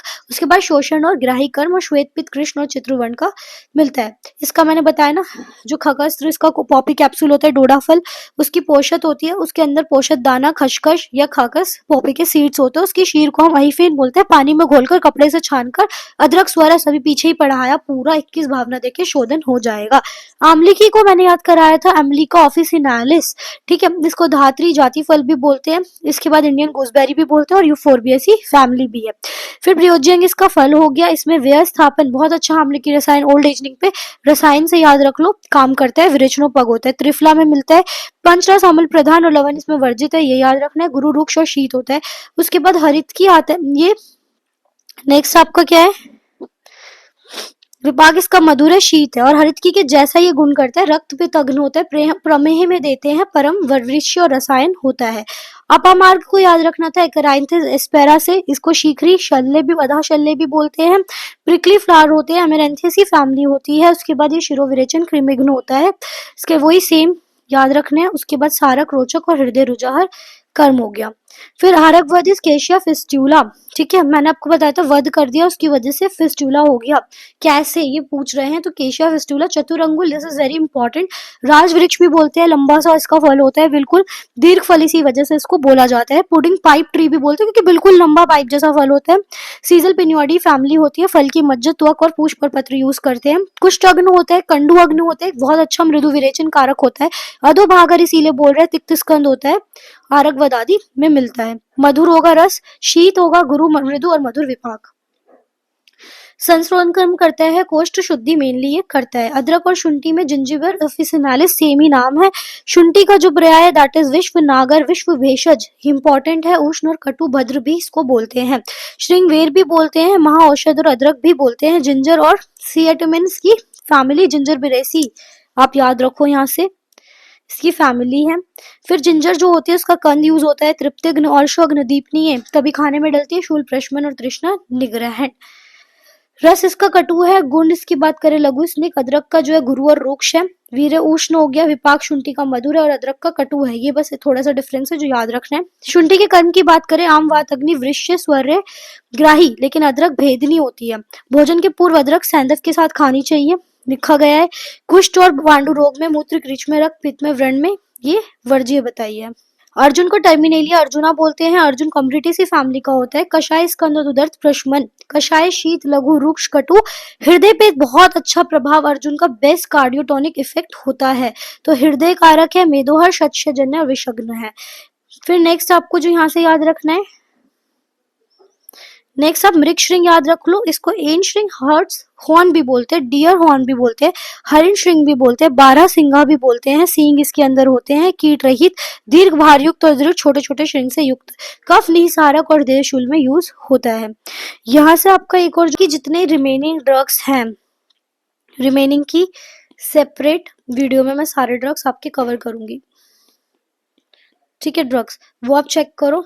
ट्रिक के नाम से, ट्रिक DG2 के नाम से ड्रग्स है, उसमें सारे याद करा रही हूँ विद ट्रिक्स, तो आपके वहां से कवर हो जाएंगे 98 के 98। 4 पार्ट्स में डाल चुकी हूँ, 5th आज डालूंगी, आप देख लेना। अनपान वर्ग की अगर हम बात करें, अब ये इंपॉर्टेंट है फॉर लॉन्ग, 1 क्वेश्चन मस्ट होता है, अगर आपके सिलेबस में आप जरूर चेक करना, एक क्वेश्चन यहाँ से आएगा। जल वर्ग को हम वारी बोलेंगे, पान्य वर्ग बोलेंगे, तोय वर्ग बोलेंगे, ठीक है। जल क्या होता है? पान्य, सलील, नीर, कीलल, जल, अंबु, आप वारी भी बोलते हैं, तोय भी बोलते हैं, पय भी बोलते हैं, उदक बोलते हैं, जीवन हमारा चला रहा है, अम्ब, अर्ण, अमृत और घनरस भी बोलते हैं। भाव प्रकाश की बात करें, भाव मिश्री की, तो 2 टाइप्स के जल बताए गए हैं, दिव्य और भौम। दिव्य और भौम जल में भी दिव्य के धारज, करक अभाव, कर्काभाव और तोषार और हेम। जल के गुण पूछे जाते हैं इन वेरी शॉर्ट। निर्गंधी होना चाहिए, अव्यक्त रस, तृष्णा, घ्न जो आपकी प्यास बुझा दे, सूची, शीतल और अच हो, लघु और हृदय कारक हो, जीवनीय हो, तर्पणीय हो, हृदय हो, हृलाद कारक हो और साथ में बुद्धि का प्रबोधक हो, तनु हो, अव्यक्त रस वाला हो, शीत हो, शुचि हो, अमृत के समान हो। फिर पूछते हैं शीतोदक के क्या गुण होंगे? मदाते में, गलाने में, मूर्छा में, सर्दी में, श्रम में, भ्रम में, तृष्णा में, उष्णता, दाह और रक्त पित्त और विषनाशक में हम इस सबको देते हैं। उष्णोदक कब देंगे? जब हमें दीपन, पाचन, कंठे, लघु, उष्ण और बस्ती का शोधन करना हो। किसी को हिक्का हो रही है तो आप गर्म पानी पिलाओ, आधमान हो रहा है गर्म पानी पिलाओ, श्वास का रोग है, कोई कफ है, कोल्ड है, शुद्धि करनी है, नया नया ज्वर है, तो उष्णोदक हमें देना है, और साथ में पेन है पार्श्व में तब भी। फिर श्रित शीत उष्णोदक, श्रित शीतोदक की अगर बात करें, उसके लिए कौन योग्य है? जिसने मध्य पी रखी हो, पित्तज रोग हो, सन्निपातज रोग हो, दाह हो, अतिसार हो, रक्त पित्त हो, मूर्छा हो, मध्य विष और तृष्णा हो, भ्रमनाशक ये होता है। पर्युषित जल जो है उसके क्या क्या दोष देखने को मिलेंगे? अम्लता दिख जाएगी, कफ को बढ़ाएगा वो, अहित का रोग और त्रिदोष कारक होगा। फिर नारिकेलोदक पूछा जाता है, तो स्निग्ध, मधुर, वृष्य, शीत, लघु, तृष्णाहर, पित्तवातज, विकार शामक, वस्ती शोधन। अगर हमने अल्पोदक करा है तो क्या होगा? अल्पोदक अगर पीते, कम पानी पी रहे हैं, अरुचि होगी, प्रतिशय, प्रसेक, शोष, क्षय, मंदग्नि, उदर रोग, कुष्ठ, ज्वर, नेत्र रोग, साथ में व्रण और मधुमेह। जल कब परिपाक होगा? उसका काल क्या है? सामान्य जल 1 याम, श्रित शीत जल 1 प्रहर, श्रित का उष्ण जल जो है दैट इज आधा प्रहर। फिर यहाँ से आता है आपसे क्वेश्चन ये वाला, भोजन के मध्य में जलपान सम माना गया है, अंत में पीना है तो मोटापे का कारण होता है, और अगर आदि स्टार्ट में पियेंगे तो काशर्य का कारण है। फिर आता है दुग्ध वर्ग, दिस इज इम्पोर्टेंट, क्षीर वर्ग भी बोलते हैं इसको। तो दुग्ध क्या है? दुग्ध की पर्यायवाची है दुग्ध, क्षीर, पेय, स्तन्यम, बल, बाल जीवन इत्यपि, कि बाल जीवन, स्तन्यकर, पेय, क्षीर और दुग्ध इसके वो है, और पर्यायवाची। अब सामान्य गुण की अगर बात करें, दिस इज इम्पोर्टेंट, तो देखो एक तो मधुर होता है, दूध आप पीते हो, बिना चीनी के भी थोड़ा पिया जाता है, स्निग्ध होता है, ठंडा ही अच्छा लगता है, स्तन्यकर होता है, लैक्टेशन में हेल्प करता है, प्रीणन होता है, बॉडी को भृंगण कर्म करता है, वृश्यकर होता है, मेध्य होता है, बल्य होता है, मनस्कर होता है, जीवनी होता है, साथ में आपकी थकानों से दूर करेगा, श्वासहर, कासहर, शोणित, पित्तहर, संधान कारक होता है, और सभी प्राणियों के लिए साथ में दोष शामक। स्टार्टिंग से ही पीते हैं, जीवनी है, तो स्रोतों का शोधक और तृष्णाहर और दीपने कर्म करता है। अष्टविध दुग्ध, लौंग बहुत सारी जगह पढ़ चुके हैं, लौंग इन चरक ऑल्सो, ठीक है। तो अष्ट शीर में आते हैं आपके अवी, दैट इज शीप का, भेड़ का दूध, अजा गोट का, गऊ का, महिष, बुल का। फिर आपका कैमल इज उष्ट्र, नाग, एलिफेंट, उसके बाद वर्ड मेयर, और दैट इज उसके बाद स्त्री, ठीक है। तो ये आपसे पूछा भी जाता है, ये आपको गौ दुग्ध के फिर लक्षण पता होने चाहिए। जीवनी होता है, रसायन कारक, शशीन में दिया जाता है, मेध्य, बल्ले, सर, श्रम, भ्रम, मद, अलक्ष्मी, श्वास का, सती, तृष्णा, इन सब में देते हैं। महिष का दूध क्या होगा? बहुत हैवी होगा, जैसे बुल हैवी होती है वैसे ही ठंडा होगा, अति अग्नि और अनिद्रा में हितकर, ठीक है, बहुत नींद आएगी क्योंकि हैवीनेस फील होती है। अजा दुग्ध की अगर बात करें, लाइट होगा उसी की तरह, शोष, ज्वार, कास, और यहाँ से याद रखना है रक्तपित्त और अतिसार नाशक। अजा दुग्ध बहुत इंपॉर्टेंट है। अगर किसी को बहुत हैवी डायरियल कंडीशन है तो डायरिया में क्या दे सकते हैं हम लोग? अजा दुग्ध। उष्ण दुग्ध की अगर बात करें तो थोड़ा सा रुक्ष होगा, उष्ण, लवण, दीपन, लघु, वात, कफ, अनाहा में देते हैं, कृमि, शोफ, उदर रोग याद रखने हैं यहाँ से, और अर्श का नाशक, दैट इज उष्ट्र दुग्ध। नेक्स्ट आपको जो याद रखना है, मनुष्य क्या है? नस्य के लिए, तर्पण के लिए, अक्षी रोग के लिए हम यूज करते हैं। फिर उसके बाद आविक का दूध अहृदय है, उष्ण है, वात व्याधिहर है, हिद्म, श्वास, पित्त और कफकर है। और अब हस्तिनी, हाथी की बात करें तो स्थैर्यकर है। एक शव प्राणियों का जो दूध होता है वो उष्ण होगा, लघु होगा, शाखागत वातहर होगा, अम्ल, लवण और जड़ता लाएगा बॉडी के अंदर। अब अवस्था अनुसार अगर हमने आम दुग्ध पिया है, दैट इज अभिषेंदी और गुरु, श्रित दुग्ध है अनभिषेंदी, अतिश्रित है अत्यधिक गुरु, और धारा उष्ण की बात करें तो अमृत के समान। दधी वर्ग की बात करें, रोचन दीपनीय, वृश्य स्नेहन बल्य, अम्ल विपाक याद है खट्टा लगता है, उष्ण होता है, मंगल्य होता है, ऐसे दधी में कंफ्यूजन रहती है, वो उष्ण है, विषम ज्वर में देते हैं, ये याद रखना है, अरुचि मूत्रकृच और काश्य में हितकर होता है। दही के भेद की बात करें तो मधुर, अम्ल और लवण, अत्य अम्ल मतलब दधी के भेद में मंद, स्वादु अम्ल और अत्य अम्ल। दही के सेवन के नियम बताए गए हैं, यही शॉर्ट या वेरी शॉर्ट में पूछते हैं। रात्रि में घृत एवं शक्कर मिलाए बिना, मोदक युष्म मिलाए बिना, मधु के बिना, उष्ण करके आंवले की मिलाए बिना दधी का सेवन नहीं करना चाहिए। ठीक है। तक्र वर्ग की बात करें तो इसको दंडहत, कालशेह, गौर रस, विलोड़ित भी बोलते हैं। 5 भेद बताए गए हैं इसके, जो आपसे रस शास्त्र में भी पूछे जाते हैं। तो कौन कौन से हैं? घोल, मथित, तक्र, उद्श्वित और छाछ, जिसे हम छाछ बोलते हैं, वो छची का यहाँ लिखा हुआ है। 3 चरक ने बताए हैं, अनुधत, अर्धउधत, उसके बाद उधत, दैट इज रूक्ष स्नेह। फिर तक्र के चक्र पाणी ने 4 बताए हैं, सर सर रहित, दैट इज मर्दित, निर्जल जिसे घोल बोल रहे हैं, पाटजल जिसे तक्र बोल रहे हैं, उद्श्वित जिसे अर्ध जल बोल रहे हैं। निर्माण विधि के बारे में कि जो हमने बर्तन लिए भांड, उसमें दही रखकर मथना है, धीरे धीरे मथते हुए थोड़ा थोड़ा पानी मिला के 3 घंटे पर्यंत मथने के बाद जो तक्र बनता है वो शोफ, अर्श रोग, ग्रहणी दोष, मूत्र ग्रह, उदर रोग, साथ में अरुचि, पांडु रोग, स्नेह व्यापद, गर विष में हितकर रहता है। किस किस दोष को दूर करता है? शोथ को दूर करेगा, अर्श रोग, ग्रहणी दोष, मूत्र ग्रह, उदर, पांडु रोग। तक्र का प्रयोग ये इंपॉर्टेंट है दोष अनुसार। तो वात दोष में हम क्या करते हैं? तक्र, अम्ल तक्र को सैंधव के साथ, यहाँ पे आपको याद रखना है सैंधव, शक्कर, क्षार, ट्रिपल एस है। ठीक है। पहले नमक, फिर चीनी और लास्ट में क्षार मिलाना है। पहले अम्ल, फिर मधुर और फिर लास्ट में यहाँ पे तक, कटु की जगह, तिक्त की जगह तक्र लिखो और त्रिकटु मिला दो। ठीक है, कफ दोष के लिए। फिर मधुर तक्र जो होता है वो कफ प्रकोपक है और पित्त शामक है। अम्ल तक्र जो होता है वात शामक एंड पित्त प्रकोपक है। कब तक्र का सेवन है? शीतकाल में पी सकते हो, अग्निमांद्य में, कफज विकार में, मार्ग अवरोध में, वात दुष्टि में। अयोग्य कब है? क्षय रोग में नहीं पीना, ग्रीष्म ऋतु में नहीं पीना है, दुर्बल व्यक्ति में नहीं पीना है, मूर्छा, भ्रम, दाह और रक्त पीड़ित में, पित्त पीड़ित में नहीं है। मधुवर्ग को, मधु को माक्षिक, माधविक, शोद्र, सारग और माक्षिकावांत भी बोलते हैं। मधु के भेद 4 बताए गए हैं। फिर आप क्या आता है इसके अंदर जो है माक्षिक, ब्राह्मण, शोद्र और पोतिक, ये मधु के भेद है। श्रेष्ठ होती है माक्षिक, गुरुपाकी होती है ब्राह्मण, तैलवर्ण, श्वेतवर्ण, कपिल और घृतवर्ण। माक्षिक, ब्राह्मण, शोध, पोतिक, शात्र, आघर्य, औहलक, औधालक और दाल ऐसे भी है। मधु के गुण के वातल होगी, गुरु, शीत, रक्त पित्त का अग्न करेगी, कफ अग्न होगी, संधान कारक होगी, कषाय और मधुर। फिर नव एवं पुराण मधु के गुण बताए हैं, जो ये पूछ सकते हैं इन वेरी शॉर्ट। जो नया मधु है वो पुष्टिकारक है। ठीक है। फिर उसके बाद जो पुराना है दैट इज ग्राही, ना अति श्लेष्म हर और सर है, मेदो अग्न और अति लेखन कर्म पुराना वाला करेगा। उष्ण मधु कब लेना? जब हमें वॉमिटिंग करानी है, वॉमिटिंग कराना है, इंड्यूस वॉमिटिंग। रुचि है उसको हम लोग सर्पी भी बोलते हैं, आज्य भी और हविस भी। सामान्य गुण स्मृति, बुद्धि, अग्नि, शुक्र, ओज, कफ सब चीज में लाभकारक है।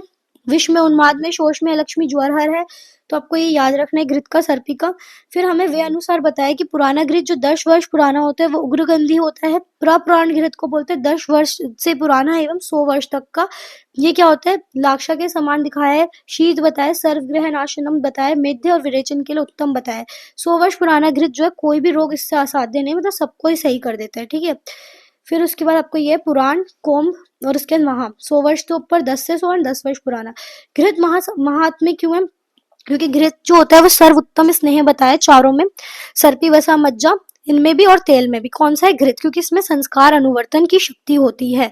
फिर नवनीत के गुण बताए गए हैं, ये आपसे वेरी शॉर्ट में पूछ सकते हैं, चरक में भी पूछे जाते हैं। तो वर्ण्य होती है अग्निवर्धक, संग्राही, वात पित्तग्न, क्षयाग्नि, अर्शग्न, शिशुओं के लिए अमृत के तुल्य बताई है। तेल वर्ग की बात करें तो तिल आदि स्नेहयुक्त वस्तुओं से जो तेल निकलता है उसे हम तेल कहते हैं। वातग्न और कफग्न, बलवर्धन, त्वचे, उष्ण स्थिर होता है, योनि का विशोधन करता है।